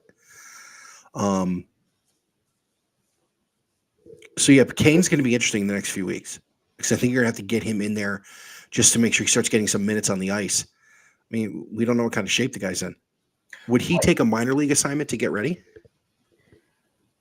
I could see something like that because it's, I mean, if he goes back to Chicago, I can almost, I mean, there's a possibility he could go back to Chicago, but I don't really think it's a realistic one. So he goes down to Rockford condition for a couple of weeks. If he goes to Buffalo, could he actually get a couple of games in Rochester? very, very possible here, because he knows the area Mhm. that well. Nashville, he could go to Milwaukee. Um, but I think right now those are about the only three realistic, chances because he's got his rings, so he does. It's not like he's got to go ring chasing. He does. It's not like he's going to go to a contender. It's not like he's actually holding out saying I'll only sign with a contender at this point. He's got really nothing else kind of left to prove. He's definitely a Hall of Famer, at least by my standards right now. But I think it's kind of the same reasoning as to why, the Chicago captain from a year ago, Jonathan Taves, isn't going to play. It's that there's a lot of injury history where I think we've probably seen the last of Jonathan Taves in an NHL uniform. Realistically, Patrick Kane's still got a little bit of life left in that body. He's certainly not going to be as productive as he was, 2, even 3 years ago. But I think that's going to be extremely interesting over the course of maybe the next week or two, because I don't see him really waiting that much longer to be able to get in somewhere. I don't know if he can. You know what I mean? This isn't like, what's a great analogy? This isn't like the guy from the Giants where he went from the couch to the O-line. I mean, you're going to need to build up endurance to run some of these shifts if you're not going to be at 45 seconds and off here and there. Right. It's it's not like an NFL player or a baseball player, that might take a month or two off and then just decide where they want to sign. Because you're not with the NFL, you're only playing one side of the ball, and yes, it's a very taxing situation. But there's a lot of times you're not involved in every single play, and there's a lot of rotation. You don't have that luxury in hockey. If you're having an off night, you still got to go out there because you've only got 20 deep on the bench. You don't have 53 available with that. In basketball, if you're having an off night or something, sure, you got 12 guys down on the bench because only 5 are on the floor at one time. Yeah. Readjust. You don't have that in hockey. You might mix up your lines, maybe move them down to a third or fourth line at that point, but you're still going to he's still going to have to log 12, 13, 14 minutes worth of ice time minimum, even if he's playing on a third line. Yeah, I mean, he's going to need to get some endurance going. He's going to need to get some conditioning done. I mean, who knows what he's doing in the offseason? I mean, he knows what he's got to do at 34 and how many years he's been in the league. He knows what he's got to do to get ready. But it becomes a minute of a thing of game time and training time are two different things. Right. So one last topic before we get to our favorite segment of the show. Pretty big announcement in wrestling this past week. Can't do it anymore, can you? No. Plus, also, it's late and I don't want to. There's that too. As Stinger has announced that what's the name of the pay-per-view he's going to wrestle at? It's his last match. And he actually, I don't know if you saw the promo, but he actually, we remember back to 1997 where the infamous line was, the one thing you can always say about Sting is, one thing you can say for sure about Sting is nothing's for sure. But he closed the promo on Wednesday night announcing that one thing you can say about the Stinger is that Revolution 2024 retirement is for sure. Which was shocking because I remember his WWE Hall of Fame induction going on a decade ago. And do you think they finally told him he had to hang him up after he went face first into that table? Yeah, but that was also 6 months ago because I pulled that clip up later on that night after the announcement. You sent that to me, and I was like, oh, my God. The man is 64 years old. He's going to be 65 by the time Revolution comes around. It's, he can go out on his terms. Now we're actually going to be able to start speculating who's going to be his last match. They're not going to bring in Flair. Flair's in his early 70s. great Muda, Keiju Muto, already retired. Who are they really going to bring in? Because I don't think it's going to be like an angle or something. They're not going to have him wrestle Christian Cage to keep that angle going. He's not going to wrestle Adam Copeland, who everybody knows as Edge, who actually has been in AEW now for just under a month. By the way, he's got a new name now too. That's his. Yeah, the Rated R Superstars is his tagline, but Aries. Adam Copeland, who we all know as Edge, had a lead role in a TV show called Haven. Yes. Years ago. Okay. I So forgot he's going back to television. He is playing the Greek god Ares in the Disney Plus adaptation of the Rick Riordan Percy Jackson series. And I only mention that because the kid who played young Ryan Reynolds in the Adam Project is the one playing Percy Jackson. Nice. That movie was so good. Oh my God. Did you ever see the outtake when he does the entire monologue from the beginning of Deadpool 2? Yes, I did. So sorry. No, I don't think you can bring an angle on this. I think they've got to have him go out almost like Flair did with HBK. I mean, that was his first WWE retirement. It's, and then Flair showed up in other promotions and everything. But I mean, this is it for, Steve Borden's basically done everything. And this is not going to be something where we're going to see Steve Borden go back to the NWA or make an appearance or go back to WWE. I don't think we'll ever see him back in WWE, especially with the way that they botched his run. I think this is the end for him. I could see him doing, if NWA is getting their own thing on CW, I can see him doing like maybe a small run-in somewhere, just kind of he's in the arena and someone starts crap with him just to, throw it back to the old days. But no, I watched the thing. It looks to be like he's done.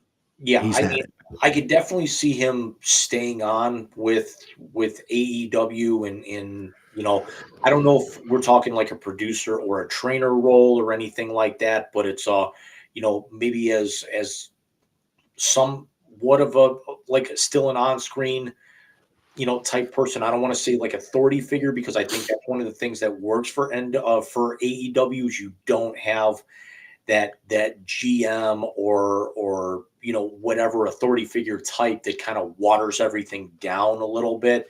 The storylines are a little bit more organic. Tony Khan doesn't take up a whole lot of time like Vince McMahon does on camera.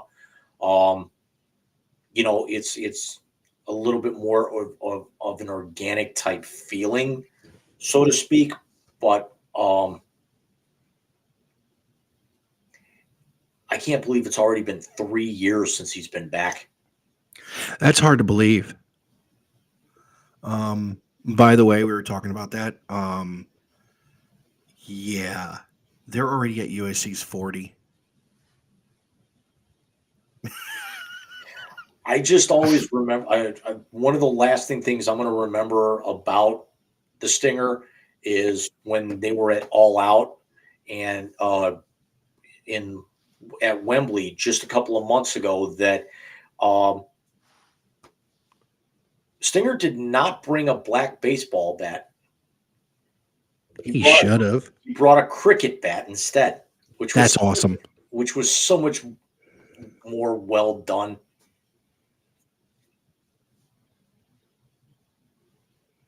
That's awesome.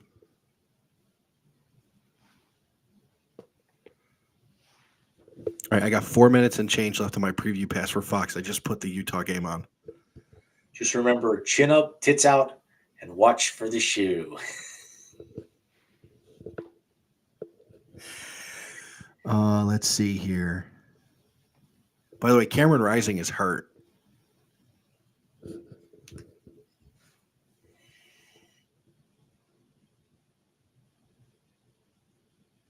Yeah, only 19 seconds left.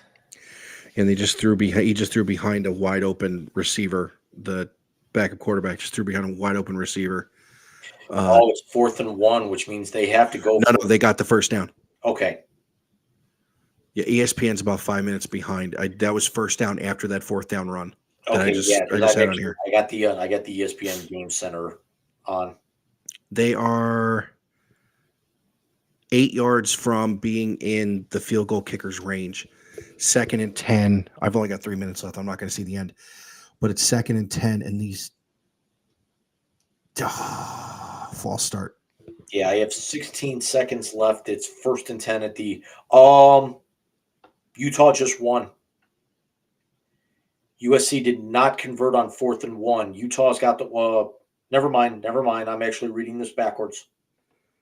16 seconds to go, 2nd and 10 on the USC 40. Utah still has the ball. And they just got called for a false start.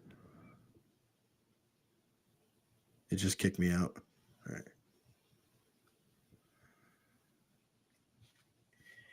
USC is a 70.8% favorite to win the game right now. 860 yards of offense, only 1 turnover each.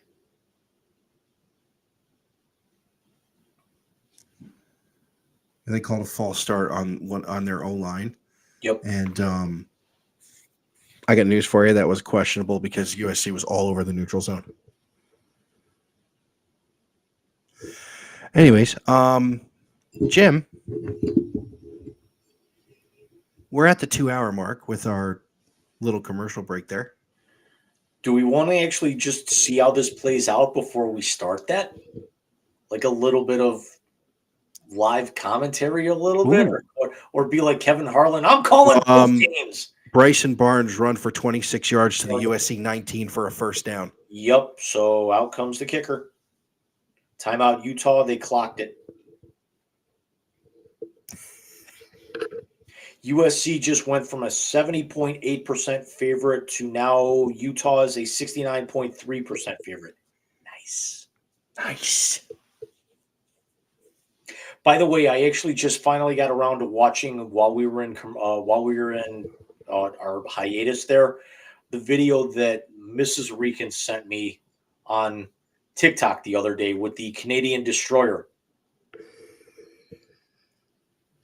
Hey, speaking of destroyers, did you see Serafini, the old relief pitcher from baseball, got arrested on murder charges? Yes, I was gonna bring that up. You know what else I found out? I saw the other day too. Apparently, all the legal stuff with Trevor Bauer is over because they found out that woman was lying. Yeah, I think that actually happened like last week or something like that. Yeah, I'd seen it on. I still scroll through X every now and again. And I saw that and I went, "Oh no, we've been bashing this dude for a year and a half." And he was right the entire time. I hate that shit. He'll be back next year. He'll definitely catch on with somebody. As long as it's not the Mets. The only pitcher from Japan I want is that Yamamoto kid. Wherever he goes, he's actually got to bring a King of 69 with him.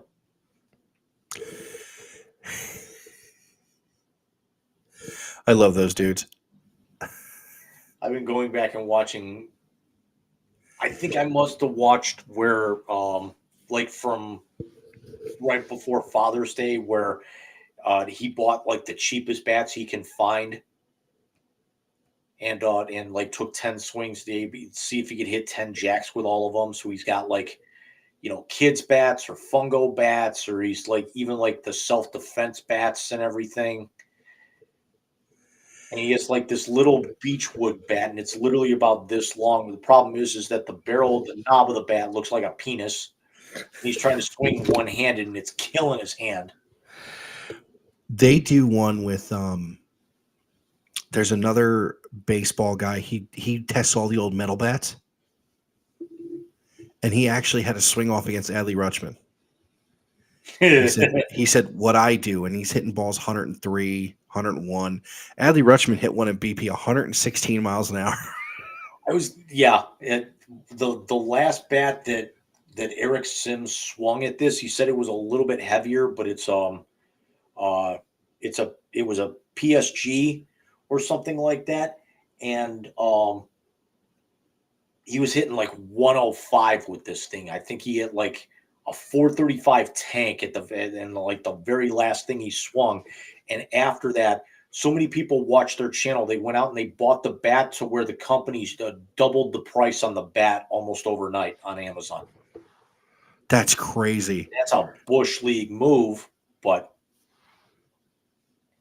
so Utah just took a knee to get the clock down to 3 seconds, probably to be able to just get the ball right between the hash or something. That's crazy. And Utah just walked off. So let's talk about that for a second before we jump into the translator. He has played 4 games against legit defenses in 2 years. He is 0-4.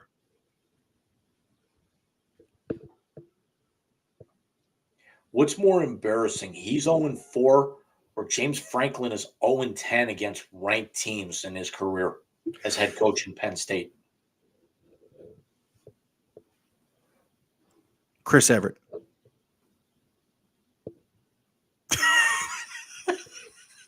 So what does this mean going forward? I mean, USC at home now 6-2 with the loss. They're done. 18. I mean, I know they're done. Does this drop them? I mean, I don't think this drops them out of the top 25, but they're at the back end. They're in 23-24 range. Does this potentially take Utah from 14, now going to 6-1? Does this jump them into the top 10, or is there still, let's see where Penn State lands, because Penn State was at 7 going into today. And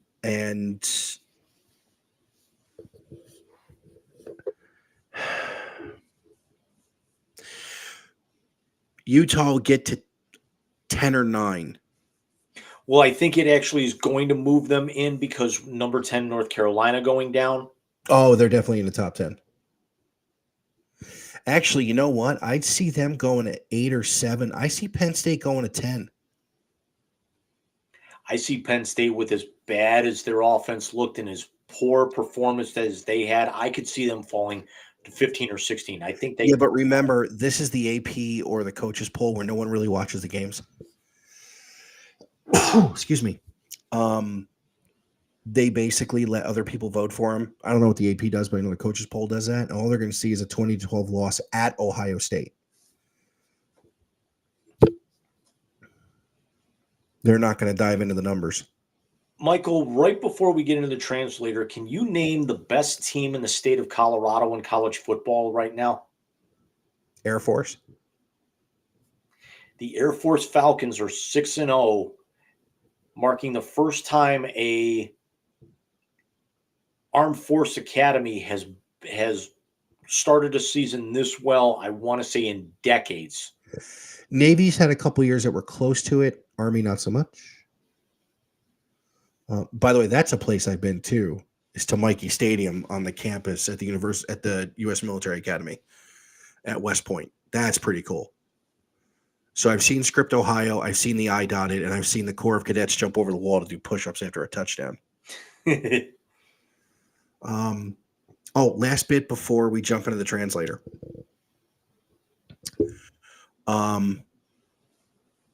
Make sure you go and do the fan vote for Lindor to win a Gold Glove, please. Don't be a dick. I'll vote for Andres Gimenez and Jose Ramirez. Jim Everett. You're a prick. I still have to show Steph the new intro for the translator, by the way.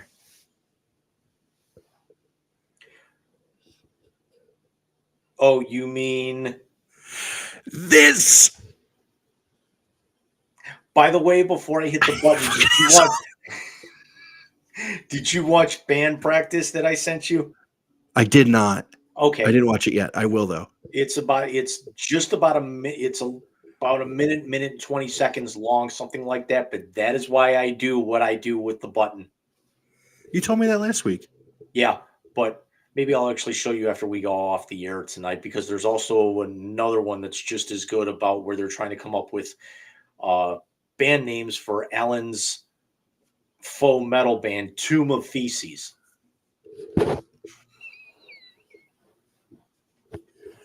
What the hell? First of all, greatest name ever. No. For a metal band name? Might be. Yeah.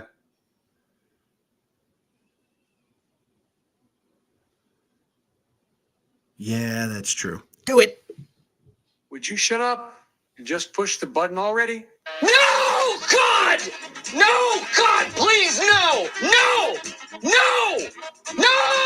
It's the YZ Translator on the Wise Guys Sports Show. I'm forever unclean.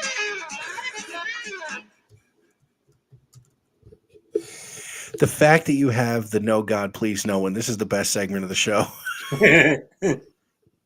Is that because it's almost over? No, it's because this actually means this is technically supposed to be the end of the show, and we know this is actually where 2 hours and 9 minutes that we're at now, we're probably going to be going probably close to another half hour at this point. Probably, because this is going to go off the rails real quick. So for those of you who don't remember, as we do every week, I'll remind you the YZ Translator is when Jim and I get together and give each other something in the sports world or sometimes out of it. Nice. And we come up with the first thing off the top of our head. We've had classic versions like, was it Marjorie Taylor Greene called a crack whore? Patrick compared Lauren Boebert to that of Casey Anthony. Victor Wembanyama is being blown over. And Kyrie Irving is a douche canoe. So, Jim, I normally start the translator, and I think it's because I just don't shut up. But I got one for you off the top. And it's somebody we referenced a couple of minutes ago. So, James, your first name in this evening's YZ Translator is Lincoln Riley.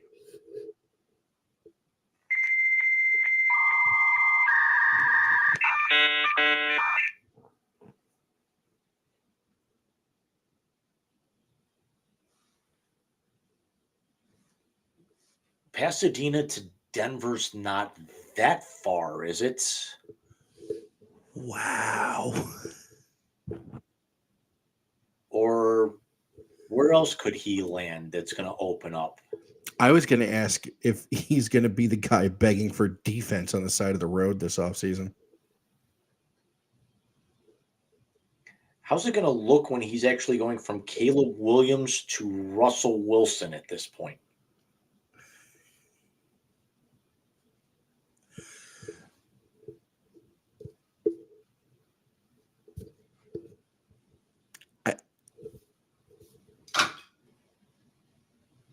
You all right? Cat was attacking something under the couch. So what do you got for me as our first wind up here, James? Michael, a little bit of a sore spot here, but congratulations on a wonderful career. Your first name tonight in the YZ Translator, Andre Iguodala.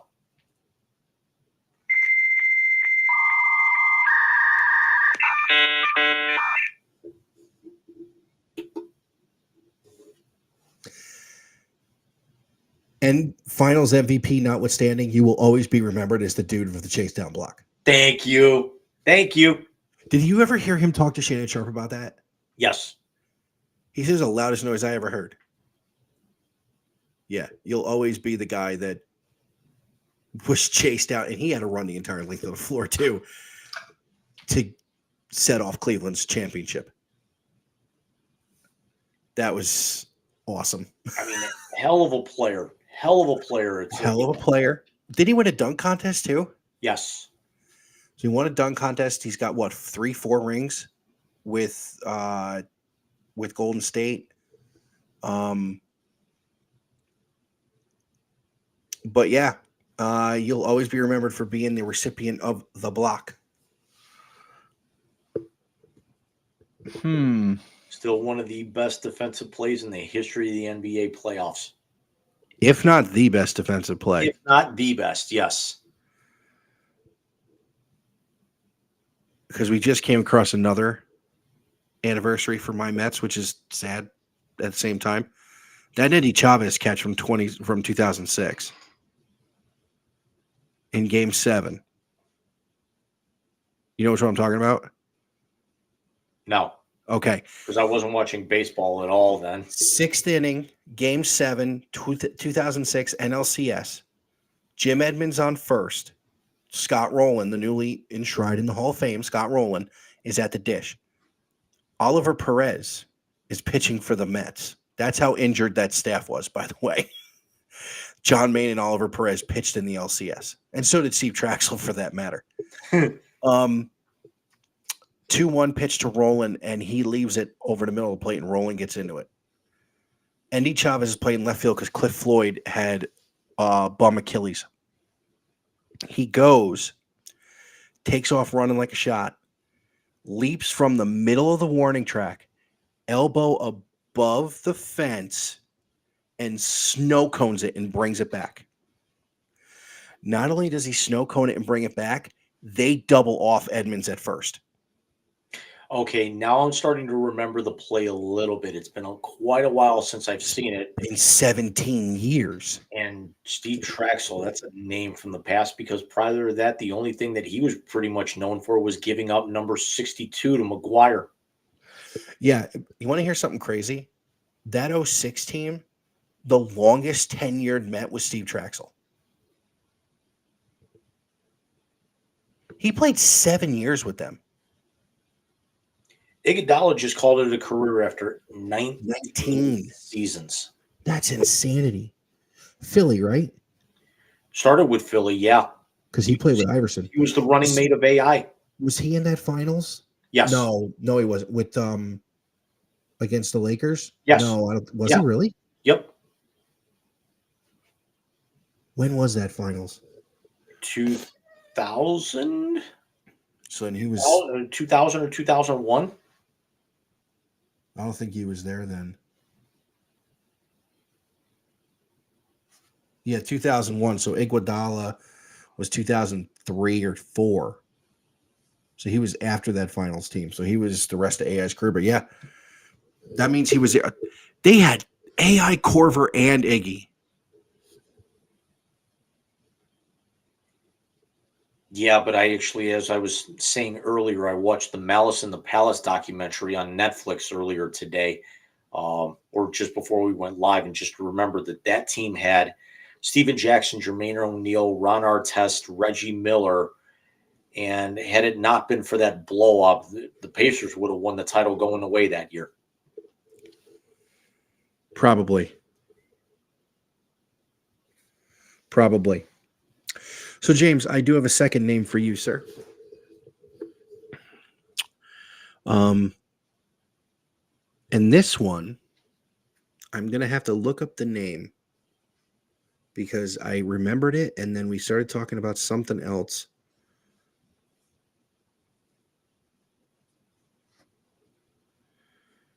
James, your second name in the Wisey translator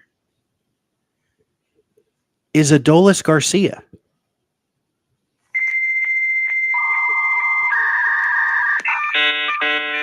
You stole my damn thunder just because the second name I was going to give you was Brian Abreu. Thank you very much for that. Hold on. Give it to me. I got one for you. But if it ain't one thing, it's another involving the Houston Astros, you know? I got you. As a matter of fact, you can give me a different one if you want. I want to piggyback on that and say if they suspend him for throwing at this guy, I want to know why the fuck Chase Utley wasn't suspended for breaking Ruben Tejada's leg. Well, Abreu was already announced he's going to serve. He got popped for 2 games, but if he appeals, then he may actually, right now he's supposed to miss games 6 and 7, but but in the playoffs they get 48 hours to appeal with this, which means if that's the case, he actually may not be suspended until games 1 or 2 of the World Series, assuming if not next year. What's that?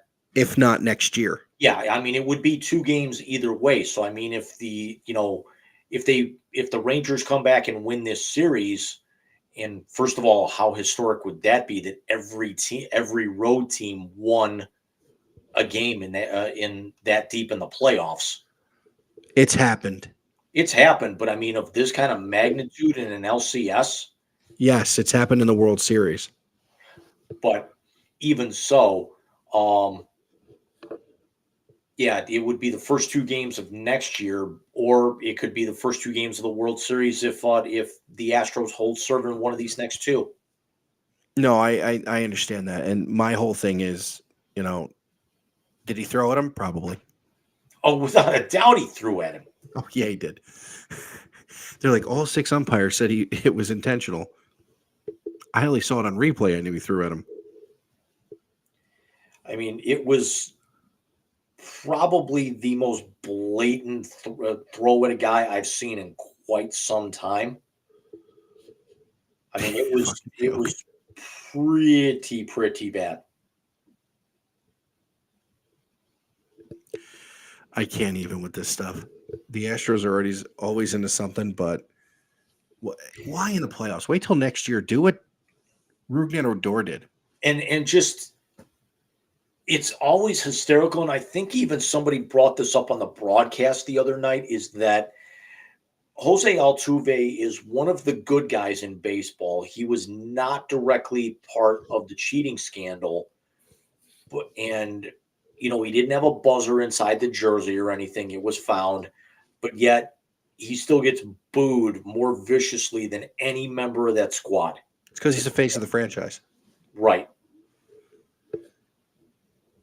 Diminutive second baseman in the Houston Astros kind of goes hand in hand. Him and Biggio, yep. Exactly. Michael, I'm not going to give you Brian Abreu because we just talked about it, but your second name in the Wisey translator this evening, Davante Adams.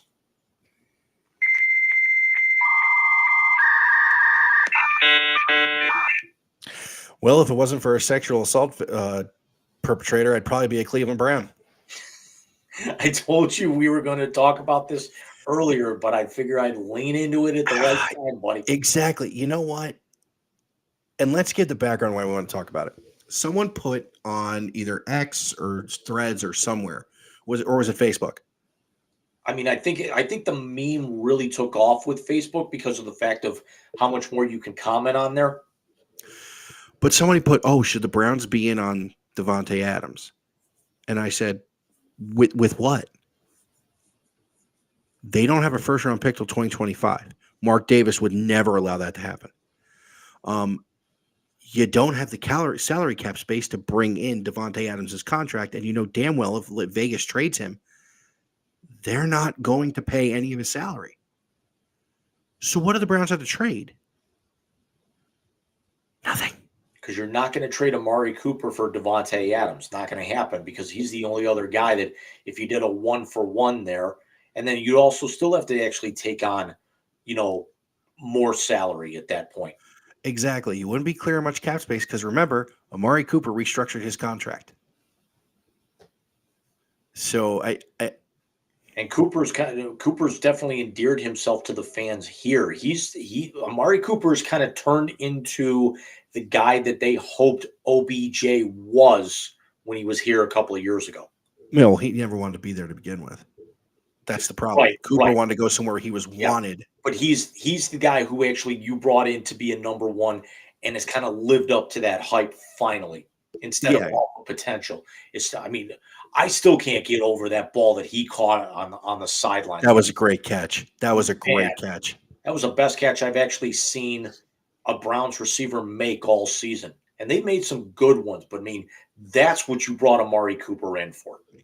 You did. And, I still wonder what they would have done with Baker under center and Amari Cooper and one of those stud wide receivers from last year's draft. I still wonder what it would have looked like. So, yeah. Speaking of which, Paris Campbell possibly on his way out in the Meadowlands. First of all, the Giants are a fucking joke. Let's start there. They are horrible. Horrible, horrible. I think I might have something else for us to chat about real quick. Our own personal referee watched the Iowa thing, just saw it, might be rough, but it was correct. So it is. He's acknowledging it's a rough call, but it was the correct call. When we have him on again, we'll ask him that rule because it didn't look like it to me, but he's always been straight with us about stuff like that. Plus, it's John, and we should trust what the sporting Sith says, because if not, there's that Jedi mind trick shit and whatever. I'll take your word for that. It's, because none of us are Jewish, so we can't put we can't trust the power of the Schwartz. I don't think Lone Star was Jewish. But Yogurt was. And Vespa was Druish. Because that's all we needed was a Druish princess. Funny. She doesn't look Druish. You ever get into a rut with certain things where you go on YouTube and that's all you want to watch for days at a time? That's been my new thing, is people reacting to Spaceballs for the first time all week. And that's saying something coming from me, because guess what started last night? Hallmark's Countdown to Christmas. So I'm already into Christmas movies. Fucking stop. Enough. Last night's was about hockey. I'm fine with it. No, I got you. Tonight has got Lindsay Fonseca in it, who, remember, was the girlfriend in Kick-Ass. Nice. She also was in a fantastic movie from a few years back called The Escort. Here's one for you. Ready for a deep dive? So, obviously, a lot of the stuff in my house, kid-friendly with Bobby. The other day when he was homesick, Steph put on the third Spy Kids movie with Mr. Meghan Trainor as the main character. Ricardo Montalban is in it. Sylvester Stallone plays the villain. But there's a scene in the movie where Daryl Sabara's character meets a guy inside the game. And he's like a game master type, ring master type thing at a robot boxing match. And I look at it, and it's fucking Glenn Powell. Hangman from Maverick. Bagman? I looked at him like, that's Glenn Powell. My wife, Steph's looking at me, she's like, who is that? I was like, I'm going to tell Jim who that is. He'll know exactly who that is. It took me a minute. She was, where's he from? I said, he was just in the friggin' Maverick movie. Because this is your savior speaking. I am good, Rooster. I'm very good. I still haven't sat through the whole thing. I watched a bunch of clips of it. When he tackles Rooster after they shoot, he gets shot down. Oh, there's a movie that is always discounted on Google that I just need to bite the bullet and just buy for two reasons. Number one, it's Miles Teller, and he's younger, and it's you almost can't recognize him because it's easily 5-6 years old, and he doesn't have the mustache. The other thing is Anna Kendrick's in it, so naturally I'm intrigued. But it's called Get a Job. I haven't seen that one, but if you like Miles Teller, the one with J.K. Simmons when he plays the drummer, that Simmons won the Oscar for. Oh. I can't think of the name of it, but I know what you're talking about. I still love how Neil Patrick Harris segued from the best supporting actor. Yes, I still love how Neil Patrick Harris segued from the best supporting actor presentation to the next thing when he hosted the Oscars that year. He goes, JK1, bum ba-dum bum bum bum bum. No, it was you won an Oscar, bum ba-dum bum. Or something like that. Yeah, yep. I just remember that. And he got a ton of flack for that too. Oh, Neil MPH for doing that? Oh, fuck him. It's NPH. Let him go. Yeah.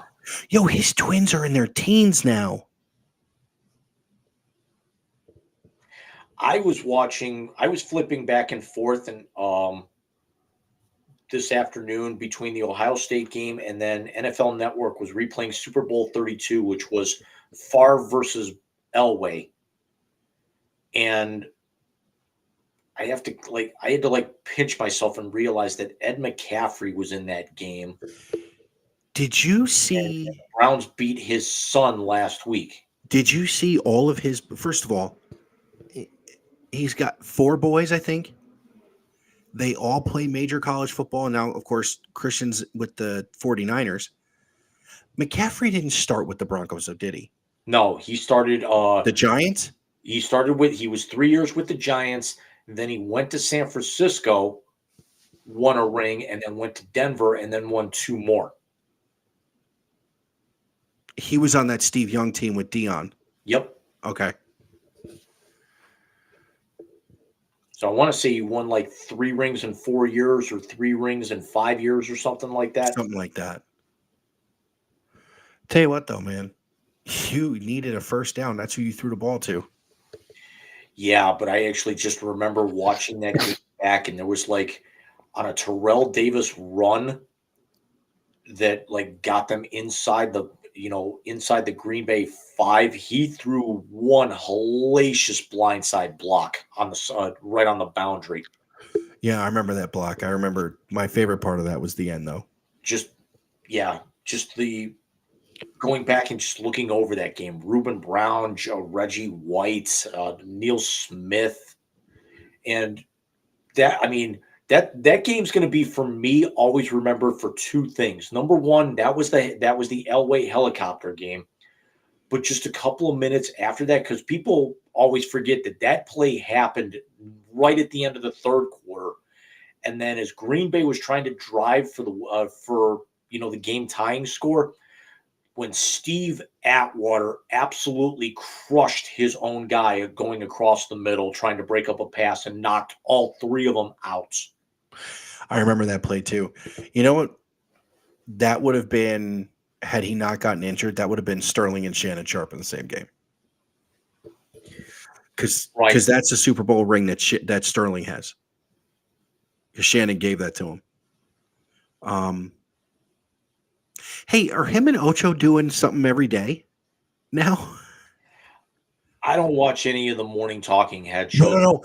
This is on the Club Shay Shay thing, so it's like away from Stephen A and all that stuff.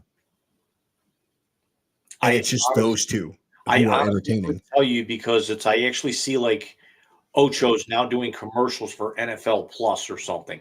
But then again, so is Jerry Rice. JJ Watt's very good on the pregame show, by the way. I also of course it's Red frickin' Grange. Basically. But one of the episodes of the league that we are going to have to watch is where they actually do their fantasy draft in Vegas, and then one of the guys actually rents out Ocho Cinco for the weekend. I'm not your sticker bitch. So one last thing, I'll let you go. So, of course, where game day goes, McAfee goes, because he's doing game day and whatnot. They actually had Ryan Day sit next to the guy who does the Lou Holtz impersonation yesterday. And he said to him, he goes, "Listen, I didn't mean to burn your ass the way I did last time." I just thought of this. What's that? Where are they next week? Son of a bitch. Where is College Game Day for October 28th?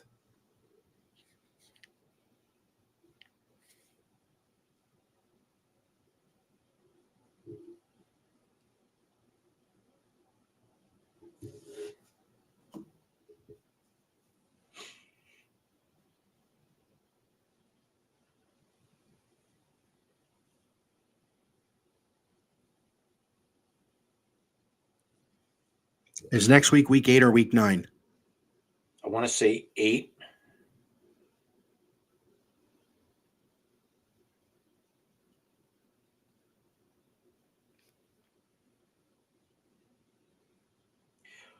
We're good. You're not going to be there? No, the 30th. Wait, no. That's the wrong year. My bad. It pulled the wrong week. Got credit card debt? Find a new balance transfer card at Credit Karma. Where is ESPN's College Game Day going in week number 9 of the 2023 college football season? And I got to tell you, it's pretty slim pickings, okay? This could absolutely be one of the weeks where they end up going to an FCS program, whatever that might be. The only ones that. Wow. That's a betting guy on YouTube. I thought he actually was.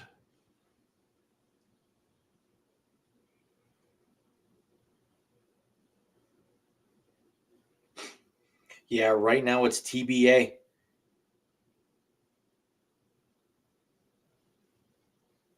According to Wikipedia, all the rest of their weeks are TBA. Except for January 1, they'll be at the Rose Bowl and then the national championship the week after.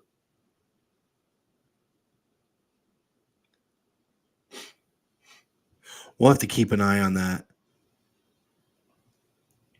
Well, let me look at next week's scoreboard and see if there's actually anything worth it. Well, he's saying it was an FC. There was FCS. Was possibly Florida State, Wake Forest, no. Oklahoma, Kansas, no. Maybe Louisville because it's Duke and Louisville. not with Duke losing to Florida State today. I could make a strong case right now looking this over for Oregon and Utah. I would guess they're going to end up out there. BYU and Texas is going to be a good one. I got a feeling, though, because they're going to be locked out of so many different markets starting next year, they're probably going to go somewhere that's not Georgia, Florida. Yeah, because that's a 7-0 against a 5-2. Georgia Tech, they're not going to send them there because especially with North Carolina's loss today. Duke and Louisville makes some sense. Maybe Kansas because it's Kansas, Oklahoma. And I'm just going straight down the top 25 here. Penn State, not after today. Maybe Austin for Texas BYU. That's a 5-2 against a 6-1. Oregon and Utah. That's now a pair of 6-1s. No, they're going to be in Happy Valley in a couple weeks because they play Michigan. Pitt and Notre Dame, no. USC and Cal, no. Tulane and Rice, no. Washington, Stanford, no. Kentucky, Tennessee, no. Air Force, Colorado State, no. Ohio State, Wisconsin, probably not. They would not do Ohio State 2 weeks in a row. They've done it before, and it's at Camp Randall in Wisconsin. I understand that, but that would look incredibly, incredibly bad to feature the same team 2 weeks in a row. Vanderbilt, Ole Miss, no. Colorado, UCLA, no. Because I think they've actually squeezed about as much as they can out of that Colorado piece of crap. I mean, that little white speck on top of chicken shit is still chicken shit. And then Oregon State, Arizona, no. So I'm actually seriously thinking either BYU, Texas, or especially after Texas nail biter today, but I'm leaning towards Oregon, Utah because that's the marquee game. When's South Dakota, North Dakota? That's usually later in the game in the year.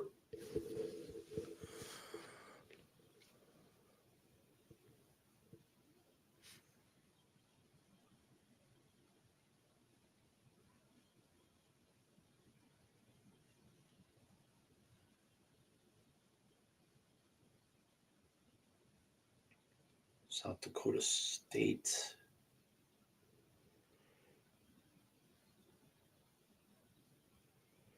South Dakota State plays South Dakota next week. It's 2 weeks. ND State, SD State. Yeah, 11-4. They go head to head. The week we're on hiatus after we come back. So for next week. Next week is the one we've been talking about since I announced I was moving to Southern Georgia. It is going to be the live show. Now, it could take on two very different looks. One look could be a live hit from the tailgate party. We do not know what kind of Wi-Fi there is. The stadium does have Wi-Fi, but we don't know what kind of signal there is. So we don't know if we'll be able to go live from there. However, if that's not the case, we'll be back at my house early enough where we will come to you with our regular scheduled 9 p.m. Actually, no, a little earlier. We'll be tired. And the baby will not be in Georgia that night. So we will come to you live at some point in time Saturday. If it is a live Saturday night show, we will have footage from it'll be cell phone footage probably, but we'll have footage from the tailgate party as we walk around and just look at this massive humanity that is going on. And if it's from there, pretty much expect anything.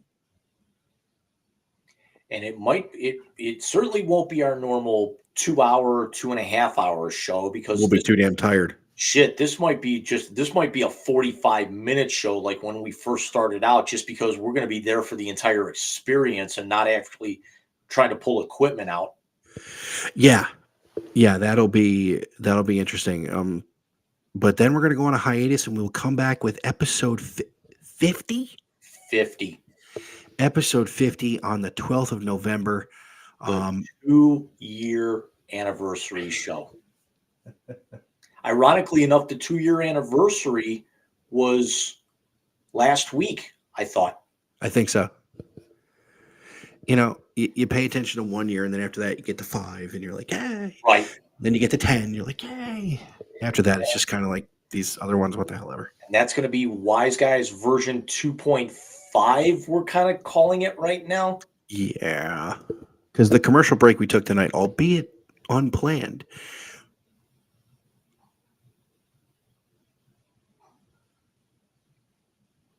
sorry, I heard something outside. Incorporated a little bit more prominent going forward, like a halftime show or something. We should hire Alex to talk about the White Sox for our halftime show. Or we could actually do 2 of them and make it like an intermission at a hockey game. Sorry, he's coughing really bad up there. He's allergic to the air like his mother is. Well, for JC Blue Note, I am the Big Rican saying, hey, Jim, I'll see you Thursday.